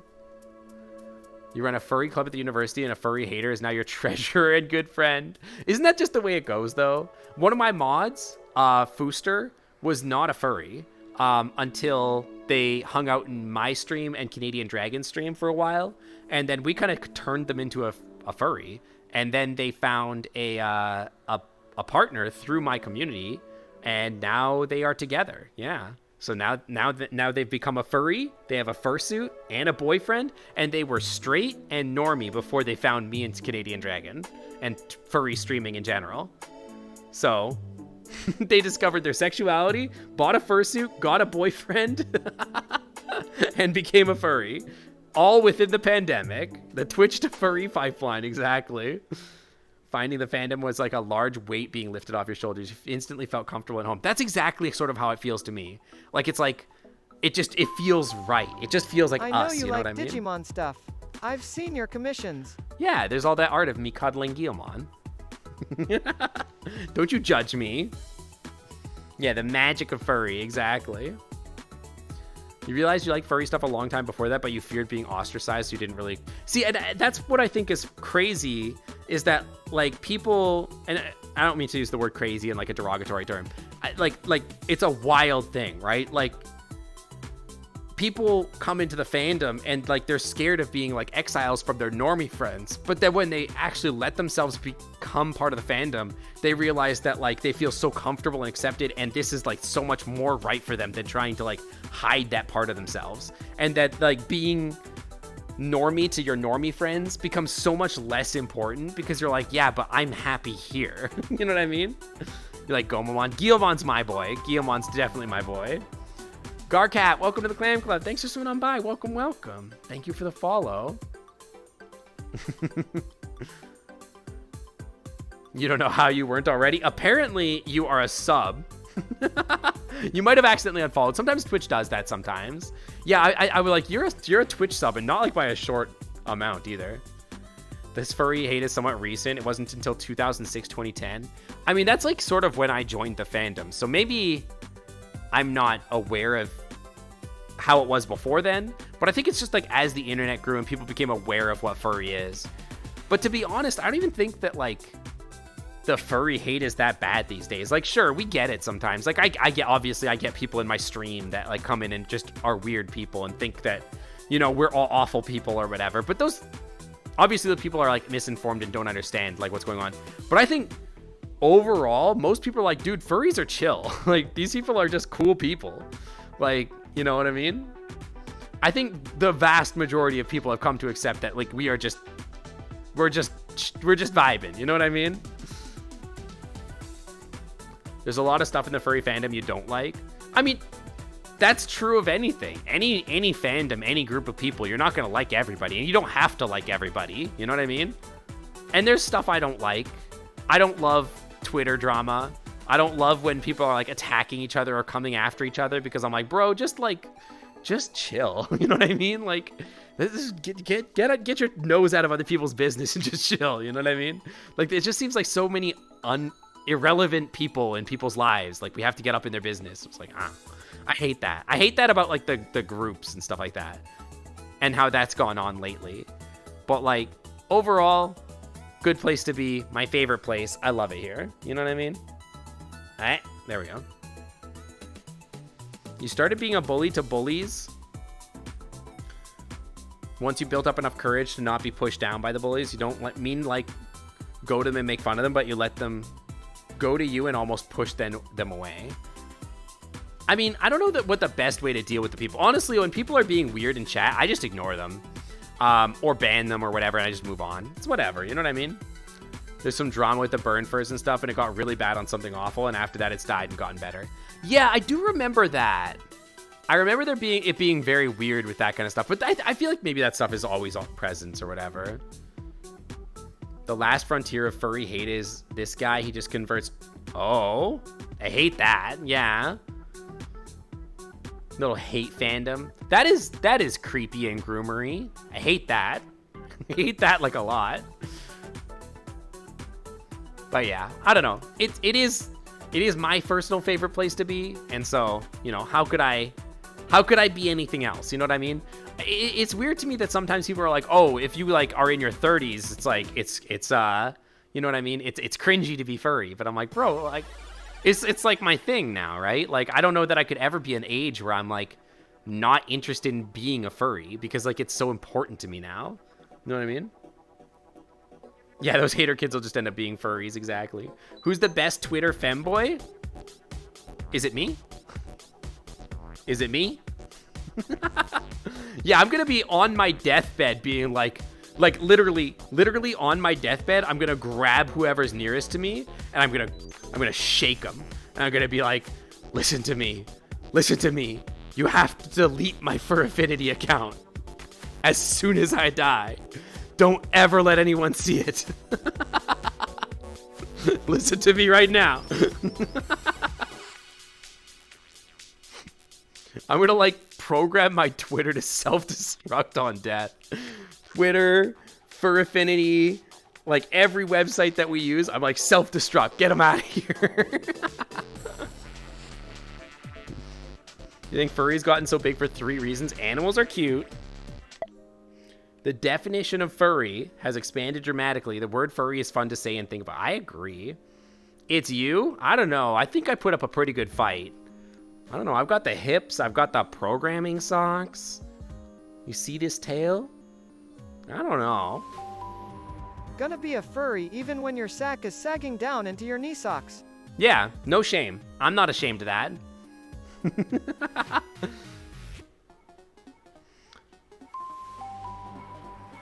You're in your 30s and you regularly bump into people in your 40s at cons? Yeah, a lot of my friends are in their 40s and 50s now, but I've been friends with them since they were in their 20s, you know what I mean? So, name here, welcome to the Clam Club. Thanks for swimming on by, welcome. I do not believe that is true, but I don't want to engage with that sort of discussion, BB. So, it's not my place to talk about, and it's not my drama. You know what I mean? This is what I mean.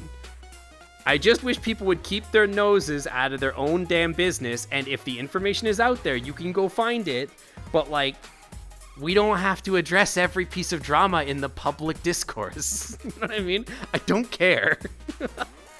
You know what I mean? Yeah, keep your snout to your damn self. Furries are some of the most wholesome, open people. I agree with that. Yeah, I think I agree with that. Furries or furries? I do furries IES. I can't imagine it being furry with a Y, but I guess it would be furries with a Y the same way that the Toronto Maple Leafs are not the Toronto Maple Leaves, because they're an individual player for the Toronto Maple Leafs is a Toronto Maple Leaf. And as a plural, they are the Leafs, not the Leaves, which is weird. You know what I mean? That's wild. Dude, English is crazy. It's furry like cacti. I like that, actually. A group of furries. A catastrophe of furries. I love that.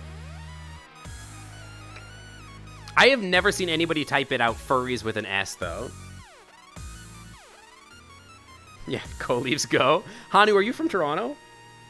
And if you're from Toronto, how did we never meet before? It's furries when there's more than one, furry when there's only one, but if it's the Furries Convention Center, it would be furries with an apostrophe S. Yeah, but would it ever be a furry S? I don't know. Most of the time, furries, you know, have been cooler weirdos and far less cringe, or at least the good kind of cringe compared to people outside the fandom. That is, by and large, my biggest experience. I've definitely had weirdos at cons that like creep me out or whatever, but like I can simply choose not to interact with them. Right? I don't have to be around them. Most of my friends are like awesome, and they're so much fun to be around. You just like the Leafs? Aww. Well, you would get along with my husband, who is a Leafs fan. I am not a Leafs fan. I am a Flames fan. You're from Detroit. Watch out for the octopus in the rink. Yeah, when your team is good. When your team is good.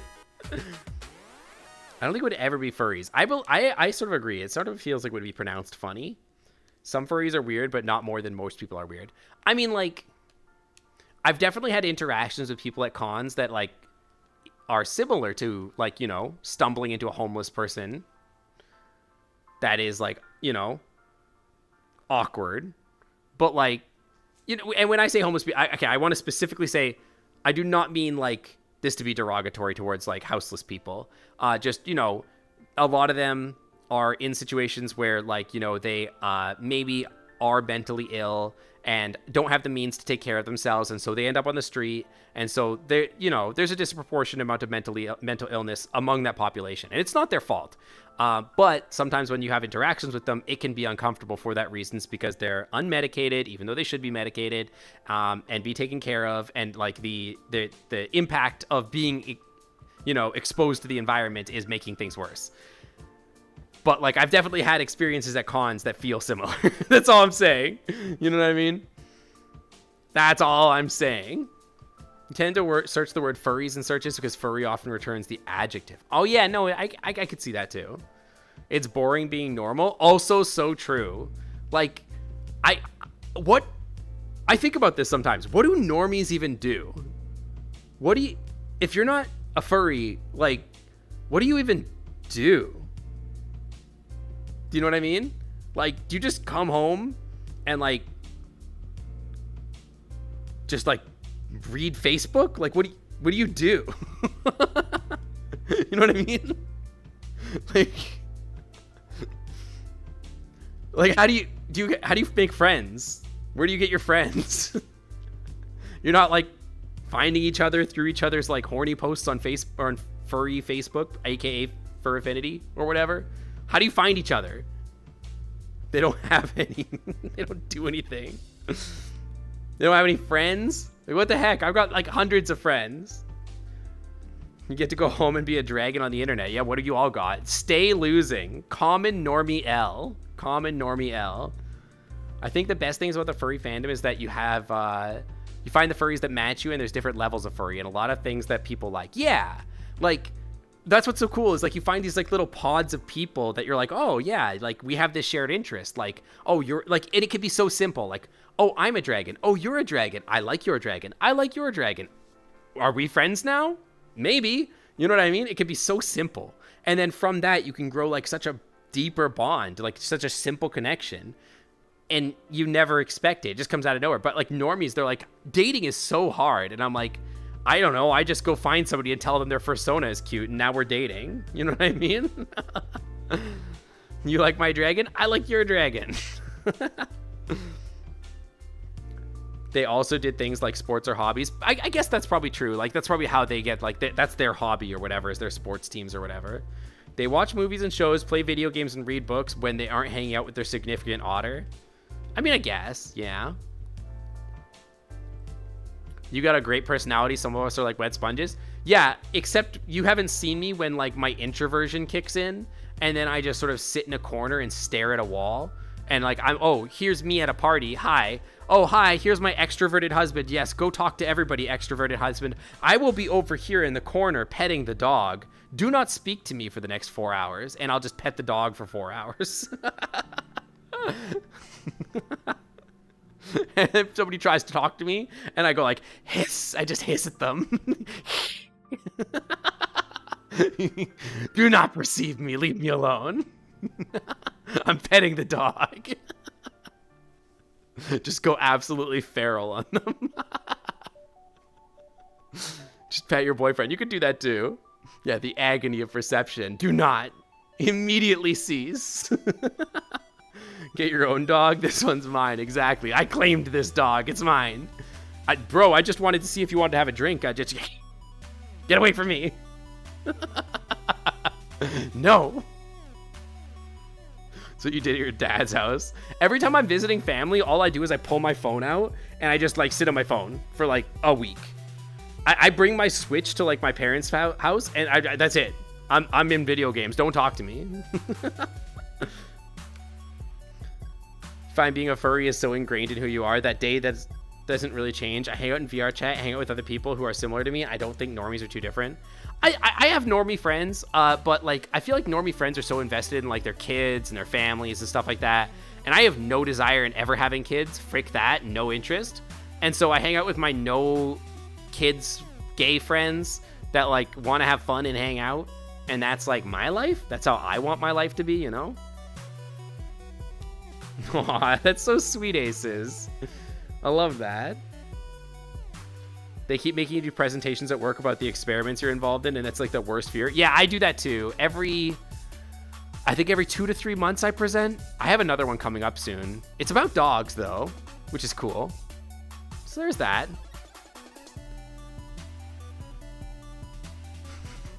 They're like, you used to play for live bands. It's like, yeah, but I was drunk and no one could fire me for being bad. See, that's why streaming is so easy. Whether or not you guys are here, I can just say whatever the hell I want. I could say some gnarly stuff, and it's like, you could leave. It's still my stream. You know what I mean? There's no consequences. But, like, obviously I do my best job, and I do my vibes or whatever. But like, when I'm presenting at work, I'm like, yeah, if I frick up and you guys think my data sucks, you could just fire me. And that's a real consequence. You know what I mean? Hi, Flaming Gamer. As someone who came out last year, how the heck do you find other gay friends in real life? You don't. Gay people are the worst. Don't talk to them. Just hang out with furries. Just find out who the furries are locally and hang out with them. Gay culture is so ass. It sucks. It sucks so much. Like, okay, normie gays like to think that they're interesting because they don't have kids. But the truth is that their lives are as uninteresting as their straight normie friends. So, like, because, like, the gay culture is basically like, oh, well, what do you do for fun? Oh, I go to clubs. And? No, I go to clubs. Oh. So, like, that's it? You just go to the club? Yeah. Oh. Okay.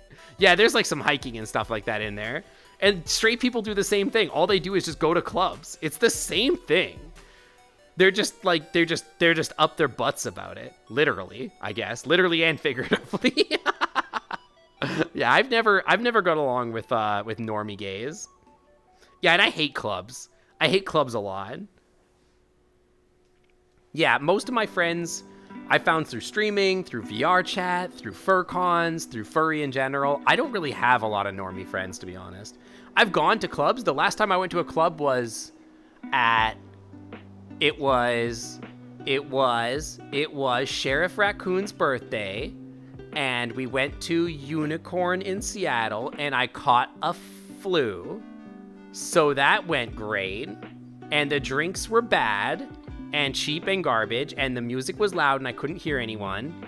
And then we left and we went to a classy pizza place, and the drinks were good and it was quiet and I liked it a lot better. So, you know, you didn't want to go to prom if you didn't have a date, why would you go?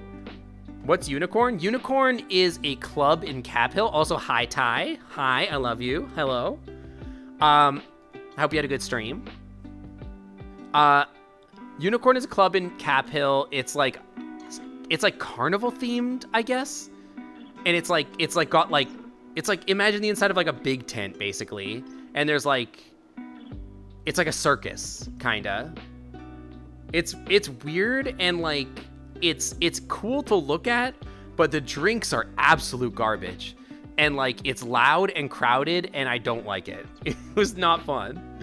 It was an experience, I'll say that. You've looked for furry groups or meetups near you? No one? There probably are. You just haven't found them. Where I grew up, I expected there to be no one, and now there's like a thriving furry community that I found out about, so yeah. Gay clubs are just getting hit on by fall down drunk dudes.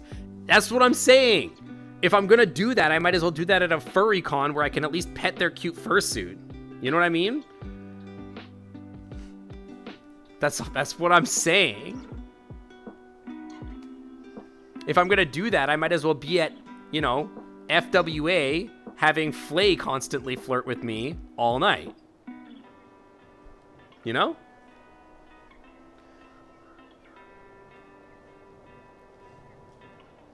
Also, hi, Kodai. Welcome, welcome.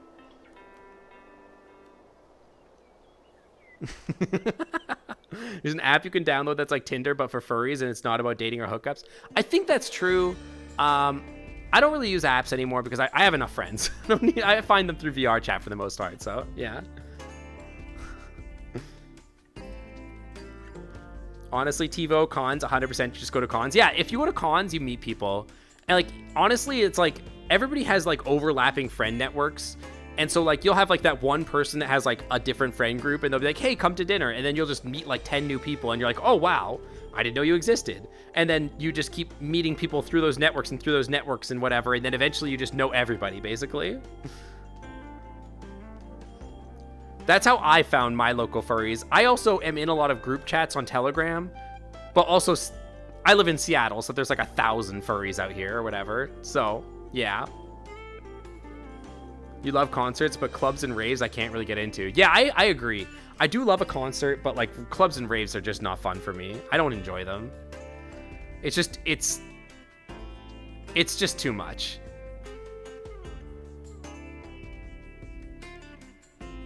Finding one person is like finding 1,000. Exactly. Well, there's like big groups of people, basically. That's how it feels. Telegram is horny jail. I mean, you're not wrong, but there are non-horny groups. That's true. Clubs are awful. I do hate them.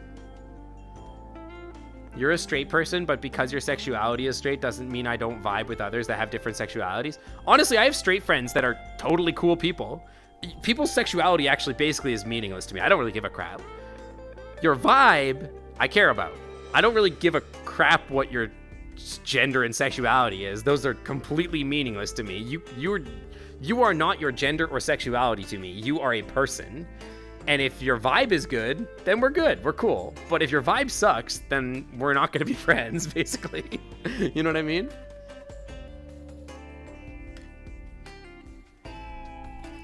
Taylor Swift put out their tour dates. When are they coming to Seattle?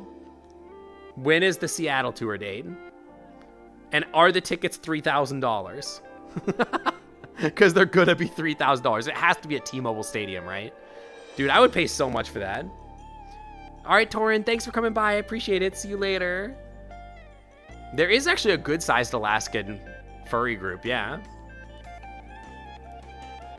Raves can be fun so long as the music isn't loud. I mean, even I feel like at furry dances, they can be kind of nutty, to be honest.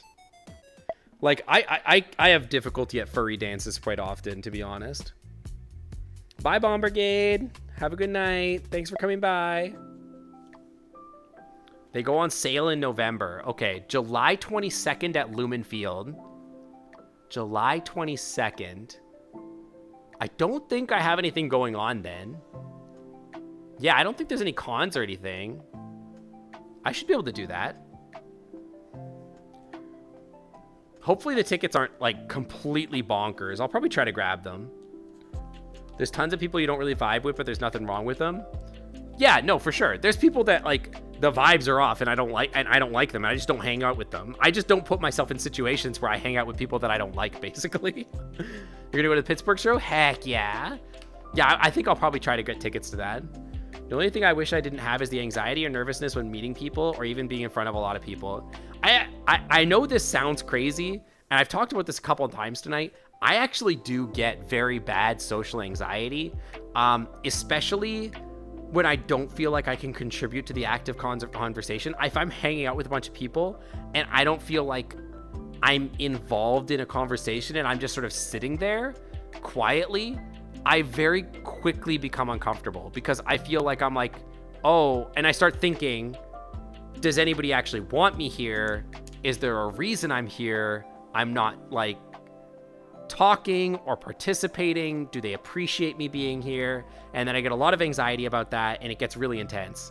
I have started to learn to deal with that a little bit by just trying to telling myself like, hey, it doesn't matter if you're saying anything. People, if they didn't want you to be here, they wouldn't have invited you. They wouldn't have brought you here. So just chill, and at some point, maybe you'll have something to say. But being quiet can be so difficult. It's so difficult. Also beans. And I think it's so ironic that I get this social anxiety because I'm a streamer. I could talk about anything. You know what I mean? I should be able to talk about literally anything, but for some reason I can't. And I just feel like I'm butting in or I'm not invited. It's so messed up, dude. Where the feet beans, those cost extra. The feet beans cost extra. Being in fursuit or in VR chat does help. Fursuit for sure can help, but I do get anxiety in fursuit still. Even it, like I could get anxiety in fursuit just from like being out and like having no one wanting to interact with me, or like there's many other reasons that I could. It definitely happens. Yeah. Aw, hugs for you too. This is anxiety is literally me. Yeah, that's where my anxiety is. I get it in my head really quick. I try my best not to, but it's really hard not to sometimes. I have a theory that everybody experiences this, but probably some people are better at ignoring the feelings than others. Not feeling like you fit in, not due to not knowing much to add to the conversation. You feel that too well. You can be in a chat and see people's chatting about something and I don't know much and you just lurk. Yeah, and that lurking gives me a lot of anxiety. I try not to. And like I said, it feels stupid because like I should just be able to talk about anything, but I think for me, the barrier of entry comes from like, I will be in a conversation and I'm like, I don't have anything to say. And that feels awkward. And like, how do I put this? I'm bad at like starting a conversation often. It's like, say I'm in a group in VR chat and like, say there's like 30 people in the world and they're all split off into little groups of 5. I have a hard time like walking up to a group and being like, hey, because I'm like, my immediate instinct is like, well, they didn't invite me to be part of their group. No one invited you to be part of this conversation, but you were invited to the event. So people know you're there, but like my brain will get inside itself and just start telling itself like, hey, no, actually, you know what I mean? Did you get tacos? What did you get? Did you get one for me? Oh, thank you. Yeah, it's tough. It's really tough. All right, Flay, I'll see you later. I might drop by and say hi after we're done here. You get performance anxiety and social. You know, it might be actually accurate to describe it as like a performance anxiety almost. It's like I'm in a situation, I'm expected to say something, and actually, to be honest, even being a streamer almost makes it worse, because then people are like, well, why are you quiet? Aren't you a streamer? Shouldn't you have things to say? And I'm like, no, because my brain is empty and I'm dumb. Just like I'm just paralyzed. I'm just completely stun locked. You know what I mean? I don't know. You're very good at casual conversation or hangouts. I think sometimes like it's a big group that can really bug me. If I'm with people that like I know and I'm good friends with, honestly, it's usually not a big deal. I could just lay there and be silent with my good friends because I know they want me there. But if it's new people, it's tough. Or if there's like a group of people or one of those people is my friend, but the rest are not. Biochemist. That's true. Yeah, I am a dumb biochemist. I'm the world's dumbest biochemist. Yeah, I need to know the people super well, or else I'll just be like, well, I don't know if I'm supposed to say anything. Do they want me to talk about their taste in music? Maybe they won't like me for it. You know what I mean? Yeah, I don't know. It's tough. Yeah, individuals is way better. I really like being in small groups.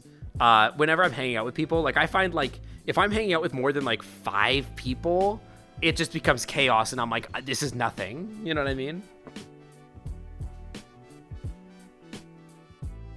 Found this really weird thing lately where talking to people in the fur hub or fur lounge has been bad for you. Everyone's quiet, no one's talked to you, and you're like, why are you in a social world if you want to talk? Like, some people are just looking for certain things, but honestly, I don't think it's anything specific. I know you've mentioned this before, but I want to specifically ask, how did you manage to make the Kobodoll's mouth a little longer? You looked at the Kobodoll avatar and noticed that the mouth isn't that big, as it makes sense. The length of the mouth. The snoot? This guy? We changed the actual, we took it into Blender and we edited it a little. It's okay, I don't mind the long messages, it's totally fine. Yeah, no, huge room parties are not usually my thing either. I usually struggle with them pretty bad. But yeah, no, we took it into Blender and we changed some stuff, so you'll notice like these horns are custom. The piercings are custom.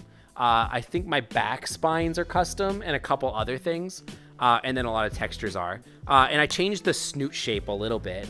So it's like a longer shape. The original Kobodoll does have like a little bit of a shorter flat face, but we kind of stretched it out a little bit. And then you'll notice actually that the blend shapes of my mouth are different than the normal Kobodoll. The normal Kobodoll has like very gentle mouth shapes, and I've changed those mouth shapes to be, well, I didn't do anything. Rezillo did it. So I commissioned Rezillo to do custom blend shapes for my mouth, and that has helped a lot for me as well, yeah. Oh, when the mouth opens. Yeah, those are custom. I paid for custom blend shapes for that. So my mouth shapes are very different. Yeah. I have custom blend shapes for my expressions and custom blend shapes for my mouth as well for my talking, yeah? But yeah, I just commissioned them. The default Kobodoll doesn't have very good mouth shapes, which was something that really bothered me because I was a streamer. I am a streamer, and I really want when I talk to look natural. So yeah, that's why. I think the default Kobodoll has pretty bad mouth shapes. I wish I could just fix it for everybody, but I can't because I don't know what I'm doing. Yeah, the mouth shape is different because I paid for different blend shapes when I'm talking. Yeah. I would share this technology with you if I could, but sadly, because I also have a custom FBX, none of these blend shapes will work on a standard Kobodoll model. So I can't, unfortunately. Yeah. Yeah, the default expressions are not very natural. I actually have a bunch of new blend shapes that I haven't had time to integrate into the model that like will let me like position my ears in different shapes and give me like different, like, cause you know, I've got like the default expressions, these guys, the smile and like this face. These are okay, but the expression I actually I put on the custom expressions are like way better, but I haven't had time to integrate them into the system yet. So, but yeah, you'll be talking less if you forgot your food. My husband just got food, and I probably should eat it soon because I am hungry. But yeah, you're in New York City over the weekend and you passed this store called the Snoot Club Pet Grooming. I love that. That's so cute. It is tacos. Actually, I got a torta, which is it's like a sandwich with it's asada steak, I think, and cheese and pineapple and cilantro and onions and salsa. Did you get spicy salsa for me? Yeah. Hell yeah. I love the spicy salsa. There's another friend of yours that has a Kobodoll and recalling its expressions compared to yours. Yours looks to be more expressive due to the length or shape of the mouth is. Like, it's more open and looks like a dragon mouth. Yeah. Well, I mean, okay, here, let me show you. I have my old version of my avatar. The original version of my avatar looks like this. And you'll be able to see that like the mouth shapes don't open the same way. They're much more static, and they don't do as much of like the shapes that my current one does. So yeah, you'll notice the mouth shapes just like they do a lot less, like much less animated, right? Does that make sense? Yeah, torta is like a big sandwich with Mexican ingredients, exactly. And then the default Kobodoll, which is this guy here. which spawned me making the Kobo doll, looks like this. So it's got these big teethies.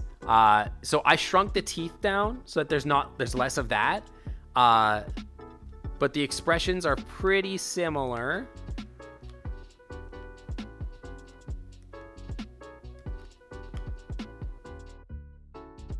But yeah, this is the default. So that's what the mouth, you notice the wings look different. The tail looks different. I've got different horns, lots of different stuff. Yeah, the mouth definitely doesn't look as big. You can remove the teeth and that helps a lot. But that's actually kind of why. But yeah. And then you've got this, which has like these nice custom blend shapes for my mouth. So you can see it's specifically this shape. Oh, this shape here. Yeah. Yeah. My edit seems more natural. Yeah, that's because I paid money for the edit. How does the lip sync work? It is audio based. I have a face tracker, but currently I'm not using the art kit, which would allow me to do face tracking. I would like to someday, but I don't know if it would ever work with my custom blend shapes anyway. I would have to get like 50 something new blend shapes for that. So I don't know if I ever would. I think the new Otter is art kit enabled, so you might be able to do that. But with this, you can't. With this, you can't. It's just not a thing you can do. Yeah. Oh, what a banger. I love this song.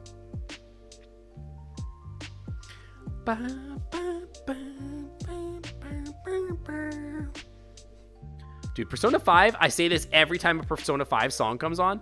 Every song is a banger. I cannot wait for Persona 6, whenever that comes out. You ask your friend if you can edit the mouse to make more expressions more expressive. If not, is there someone you might know that can do this? The person that did it for me doesn't really do open custom commissions. It's not really something that like a lot of people are going to do for you. For me, I used Rezillo, but I don't know that there's going to be an option for everybody. If you go to anybody that does model edits, they might do it. The problem is that the Kobo doll mouse shapes were designed automatically. So there's this thing that you can do that like will automatically change the shape of the mouth based off of like the VR chat STK. Basically like sort of emulating the A-E-I-O-U sounds or whatever. And then we'll pipe them into your model to like emulate a thing, and then you don't have to make your own blend shapes. I believe the Kobo doll did that. That's what my friend told me. Yeah, it does look really natural considering it's audio only. Mine specifically is edited to look very natural. The person that did mine did the Rexy model. So if you see my mouse shapes, they probably look a lot like Rexy mouse shapes. They're not quite the same, but they'll feel very similar to a Rexy mouse shape. Yeah. But yeah, I think if you go to somebody that does model edits, you might be able to find somebody that does that. I do not have somebody for you. I'm sorry. I thought of an idea for if you ever do a subathon. If you get a certain number of subs, you gotta say, "I love your bulgy woolgy" to Puck. That would require a lot of subs. I'm not gonna lie. A lot.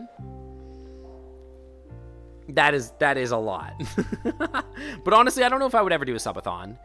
I don't know that I could talk for that long and still like have a voice after a day, one day. Yeah, Kono Subathon. Scout, hi. Hi, Scout. Yeah, subscribe. Most of chat is subs, though. That's true. That's true. Mostly bottoms. Hey there, Sync. Sorry that I'm late. How have you been? I'm good. Yeah. Like I talked about it a little bit earlier in the stream. I'm moving right now, which is stressful. There's a lot of reasons why it's stressful.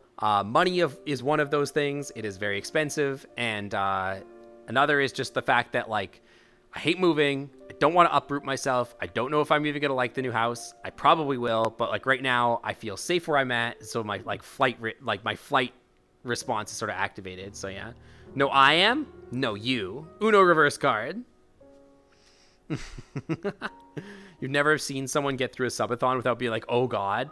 Yeah, that's how I think I would feel about it. Like, the thing is I'm not streaming for the money.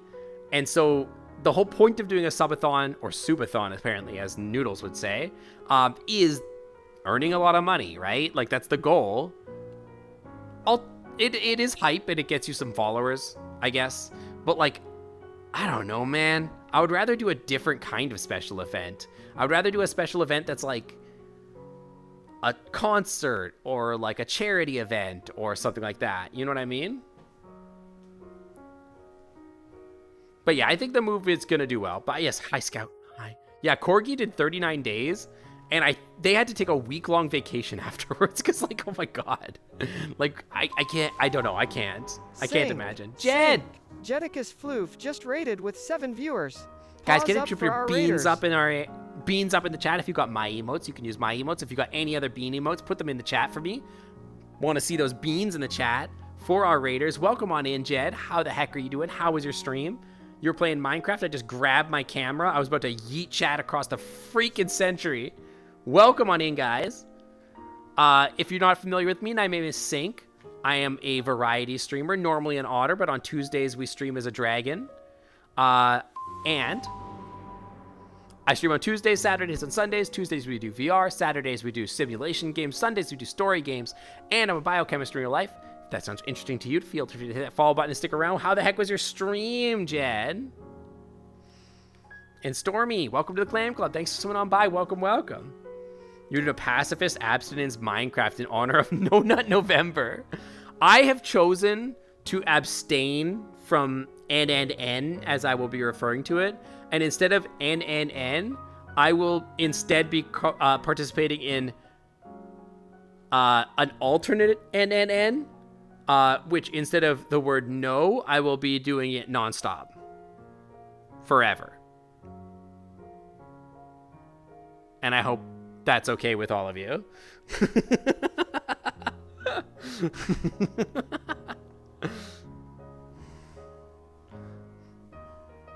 Your pals in Minecraft are doing that? Yeah, exactly. And did you know, actually, that... And hey, I'm going to speak to you in freaking health teachers terms, okay? We're about to do sex ed for a second. Did you know that masturbating twice a week prevents prostate cancer? It reduces your risk of prostate cancer by like 90%. Okay? It's a scam. Don't do it. Yeah, you got to get those numbers up. Also, somebody redeemed a bleb. Don't say I'm being sus. I'm talking strictly in sex ed biological terms. And anyway, we need a bleb. So come here. Come here, chat. That means we licky chat. Yeah.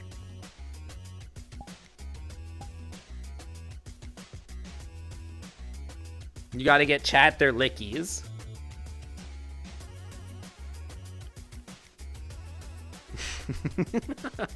Yeah, don't say I'm sus. Don't ever call me sus.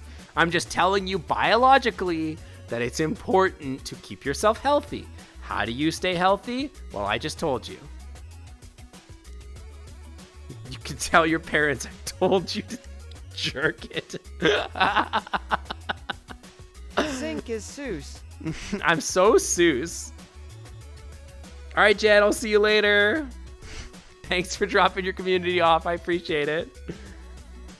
Biologically, it's like people say nudity is okay on YouTube because it's educational. Exactly. Exactly. I'm just educating people. I'm just educating people. I'm not telling you how to do it. I'm not showing you how to do it. I'm just telling you that you should.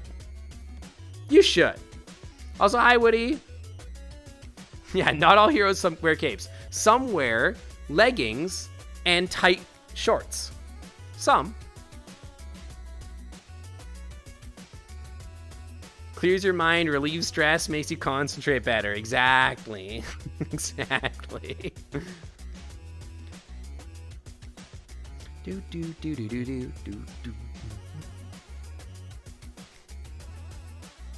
I'm just doing my part, you know? I'm just doing my part to keep people healthy. You can't ever judge me for that. If you were not a doe, you'd be a derg. Dude, being a derg is pretty great, not gonna lie. Can confirm. You said that the horns are custom? Yeah, these horns are custom. These guys here. These ones, I think the normal ones are a lot more spiky, and I've got these rings. I also put piercings in my ears. And I kind of hacked together some of the stuff. The cheek horns are custom. I don't think you can put those in normally. I think I might have edited the mouth shapes a bit.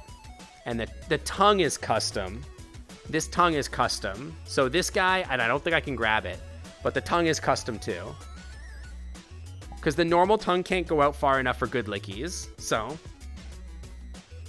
depending on your bio, it helps prostate cancer. That's what I'm saying. You love and appreciate dragons for a while, but recently you fall in love with them? I mean, what can I say? We're so lovable. Just give us all your shinies.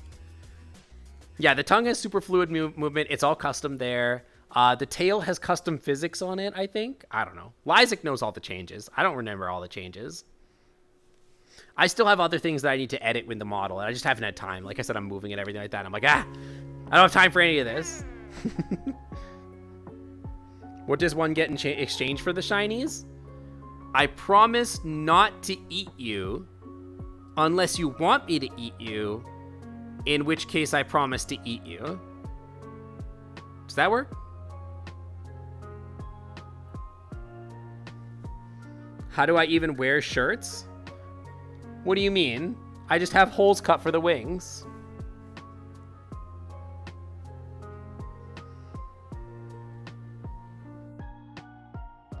How do I put them on? It's better not to ask questions that you don't want the answer to.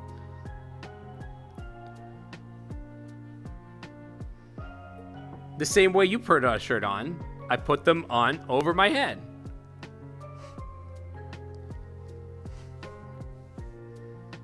Also, I'm just sort of always topless. Yeah, I kind of never wear a shirt if I'm being honest. Like 90% of the time I don't wear a shirt. I have a shirt. I can wear, and I got a scarf that I could wear. It's got my little Wi-Fi symbol on it, but I just never do. Hi, Rene Arc. Welcome in. Welcome. Yeah, I'm always topless. Dude, I am inviting some stuff from Aces by saying that, and I hate it. There's a lot of cute furry anatomy kind of jokes about how various species would get dressed. Well, I mean, like, for example, you got to have this strap over the tail just for your pants. The shirt and scarf combo is really cute. I just never wear it because I'm always at the beach.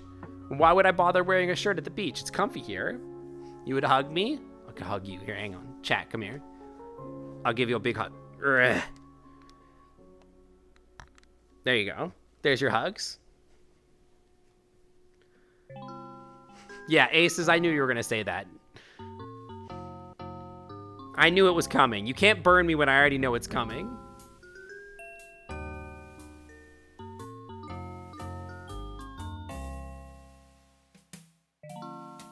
Yeah, no, I'm kind of the same way. Oh, no, Scout. Scout, you're not allowed to... Scout, that's not for you. Scout.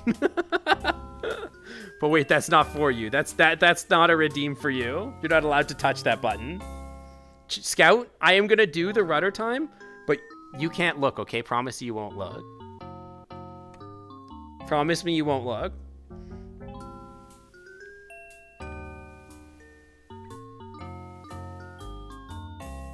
You're not looking, right?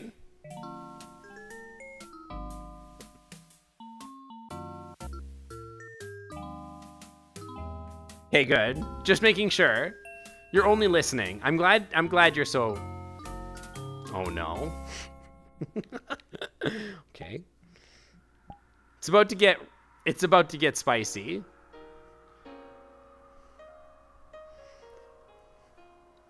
I have a friend coming to say hi, and I'm scared. Canceling the Durg for ass crimes. Ass crimes. Are they cute? I would say they're cute. I like them. I think a lot of you will know who it is. They do have a way of making me squirm, though. Yeah, ass crimes. Crimes against ass. I don't know how much... I probably should stop streaming. I'm just gonna, like, end stream before Gaby gets here. Oh, no. But yeah, I think it's worth, like, if you want to use me as a reference, feel free. As long as you're not like copying my exact model, I really don't care what you do. If I'm an inspiration to you, Flaming Gamer, please go nuts. You know, tell your friend like, hey, I really like these shapes and I really like this sort of thing. Go nuts. I missed your last message. I think I can see Gaby above me. You're getting tired? You're getting tired? Well, go to bed. It's time for bed. Time for bed then. Crimes of ass. Let us see the friend. This friend. I thought I saw them like hovering above me, which is something they tend to do. Hello. Hello, Gaby. You know you're on stream. Be good. Hello. Be good. I know. I react. Hi. Very good. Oh my god. They're fuzzy. They are very fuzzy. And Gaby. Say, hey, hang on. I gotta put you all in frame. You're too tall. You're so tall. That's Gaby. Their voice. Chat. Yeah, that's the problem, is their voice. Can they call you a good boy? Here, can you, I thought it was a can you call Chad a good boy?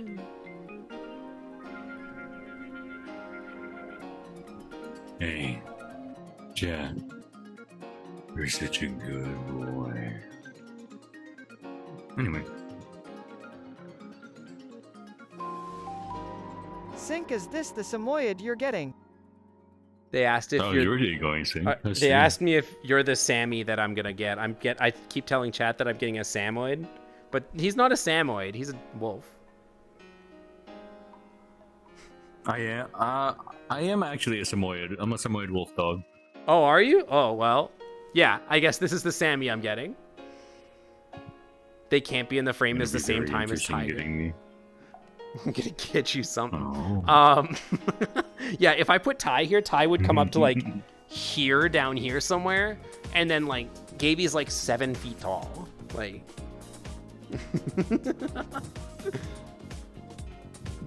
yeah, this is our favorite Void dad. Exactly. Oh my god, Flay is calling you out for abandoning him to say hi to me. Flay, sorry, I had to say hi to sing. It's so funny. I stole him. I stole Dad. How's that gonna work? They look like they're gonna housebreak you. Yeah, I would like Dad anytime you want though. I would like Gaby housebreak me.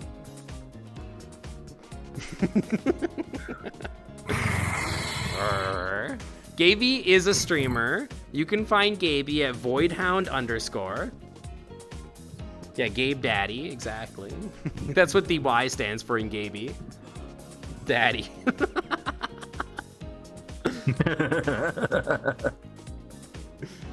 The virtual hugs before you go. You want hugs? All right, I give you hugs. You want lickies? Have a good night. Have a good night. You're gonna lurk in chat for no reason in particular? Yeah. No, trust me, I get it. Trust me, I get it. Can you get sturdy with it? Can I get sturdy with it? I'm not sure what you mean. You were lurking for like 3 hours? Did the dog bring you out? Is that what's going on? The double licks. Void is cute. They're a good dog. Wait, is it Game Daddy? Yeah. Good question. Also, hi Scout. It's good to see you though, I think. They're a good dog. Very pettable, very fluffy. It's good to see you.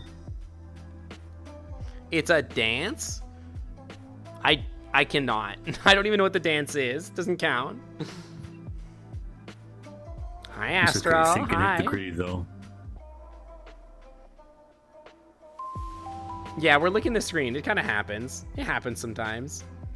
Ellie Catfox, welcome to the Clam Club. Thanks for swimming on by. Welcome, welcome. They sound like the exact voice the werewolves would have. See, that's the problem, though. That's, like, literally the problem. Is that they growl. It's really a problem, though, see. And I turn into a puddle. You know what I mean?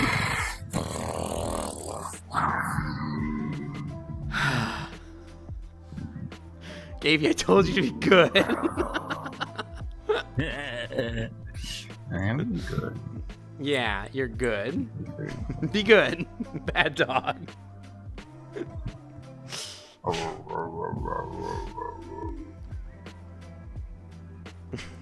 Yeah, I'm having a gay panic. Do you know this channel? This channel is supposed to be wholesome. Supposed to be. Well, don't look at me. Yeah, I'm looking I at am you. entirely whole and entirely some. I knew the second that you requested an invite, we were gonna have problems. Problems? Excuse me. What problems have we had? Well, so they're far, my Mr. problems. Sink Otter. They're my problems. That sounds like a skill issue on your part. I'm sorry to say, Mr. Sink Otter. Yeah, it really puts the hole in wholesome.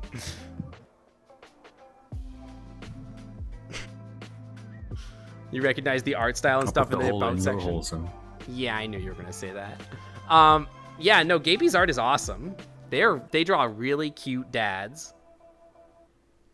Very, very soft. Their noodle form is very good. I love it like a lot. Sink, even if you're not wholesome, just remember, you'll always be a hole. You love See, my noodle? now I'm getting it from you and I'm getting it from chat. I don't know what you're talking about. I'm getting bullied from all sides. I like it. That's not the point. Wait, are they an artist? Have I not followed you before? Yeah, hello, I'm an artist. I'm actually a colorblind artist, a musician, and a voice actor. I would give you a shout out in my chat, but my dumb paws are bad at typing in VR and it can't happen. So, like, I tried to give Mod somebody moment. a shout out. Yeah, and I don't think I might have a mod. I have no idea. Isn't that what mods are for? Are there any mods? I don't think so. There's like rarely mods. You think I'll be your mod? You want to be my mod? I don't know. You have too much control over me. I don't think it would work out. Come on. No. What's going on? Stop. With you a little bit more? Stop. Stop. Stop, he says. Oh my god, I'm gonna have to end stream, Gaby.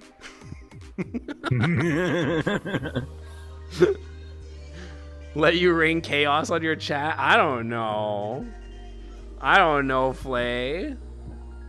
I would. I trust you. I do trust you.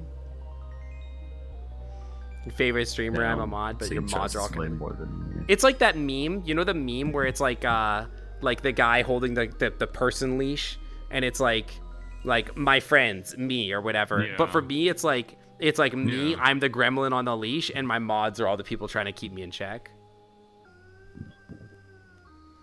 Yeah, well, biochemistry. You're learning so much. I was just telling my chat that they should masturbate twice a week. That's me teaching biochemistry. Gaby, stop. Yeah, I know biochemistry. At least twice.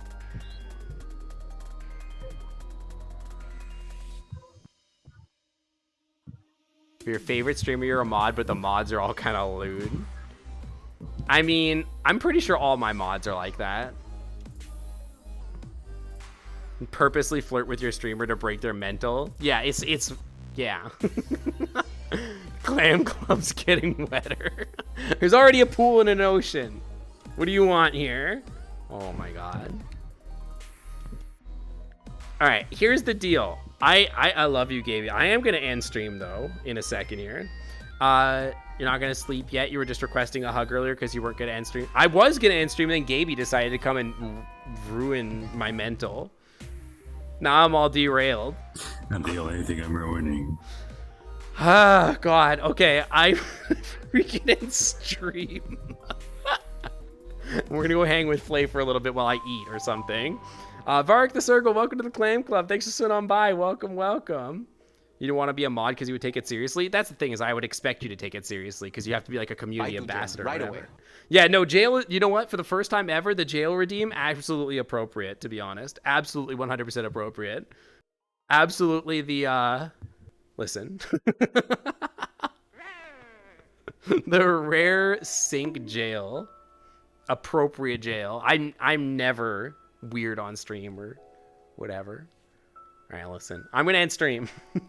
Varric the Circle. Thanks for following. I'm going to be ending stream in a second here, but I appreciate you coming by and saying hi. And I hope you catch you on a couple other streams. I am going to say goodbye to you guys. It has been longer than I intended to stream, about 4 hours. We are going to raid somebody. I will hit the bean raid. Hang on. My bean raid button's over here. Yeah. Bean raid. That's our traditional raid message here. Thank you so much for coming and hang out with me today, guys. I had a great time. Just as an update on the content situation, I am going to be in San Francisco for the League of Legends Worlds Finals this weekend. So I will not be streaming because I'll be out of town. So the next stream will be next Tuesday. It will probably be Beat Saber. And after that, we will be continuing on our Hard Space Shipbreaker on Saturdays, as well as something new on Sundays that I haven't quite decided what we're going to be playing just yet. But we just finished our last thing. It might be Man of Medan or maybe House of Ashes or something like that. Something of the Dark Pictures anthology, which I think are really fun. Yeah, I got to bail. And bye, Scout. Bye, everybody. Yeah, I'm going to be near you, kind of, in San Francisco. But I'll be pretty busy, so I don't really have time to do like a hangout or anything like that. And as a reminder, I'm going to be at MFF. If you want a sticker at me at MFF, definitely come and say hi. I will be in fursuit, presumably, and you can come say hi to me. And I will give you a sticker if you say that you know me from stream and want a sticker, for sure. Yeah, those finals are going to be great. I think it's going to be a good finals. We can talk about it sometime, maybe next week. But yeah, let's see. I'm going to go look at Twitch really quick. Be entertaining, Gaby. I gotta look at Twitch. I gotta go find somebody to raid. So, Chad, you ever wonder to yourself, why am I so damn adorable? Well, that's a good question. You see, it's actually hereditary. We've traced this back generations, and we can finally tell definitively from a scientific standpoint that cuteness is indeed something that is passed down by your parents. So that if you ever wonder why, if anyone calls you cute, you can just say it's a genetic thing. Hello. I'm back. The rare science redeem from the dog. Look at you. You're being so good. No. Stop. None of that. Can Gaby visit me in H jail? They're asking if Gaby can visit me in horny jail. I think... Yeah, I was going to say, I think Gaby runs the prison, to be honest. All right, guys. There's the Bean Raid. I will see you guys next week. Thank you so much for coming and hanging out with me today. And I'll see you guys next week. Bye, everybody. I gotta click on my thing to...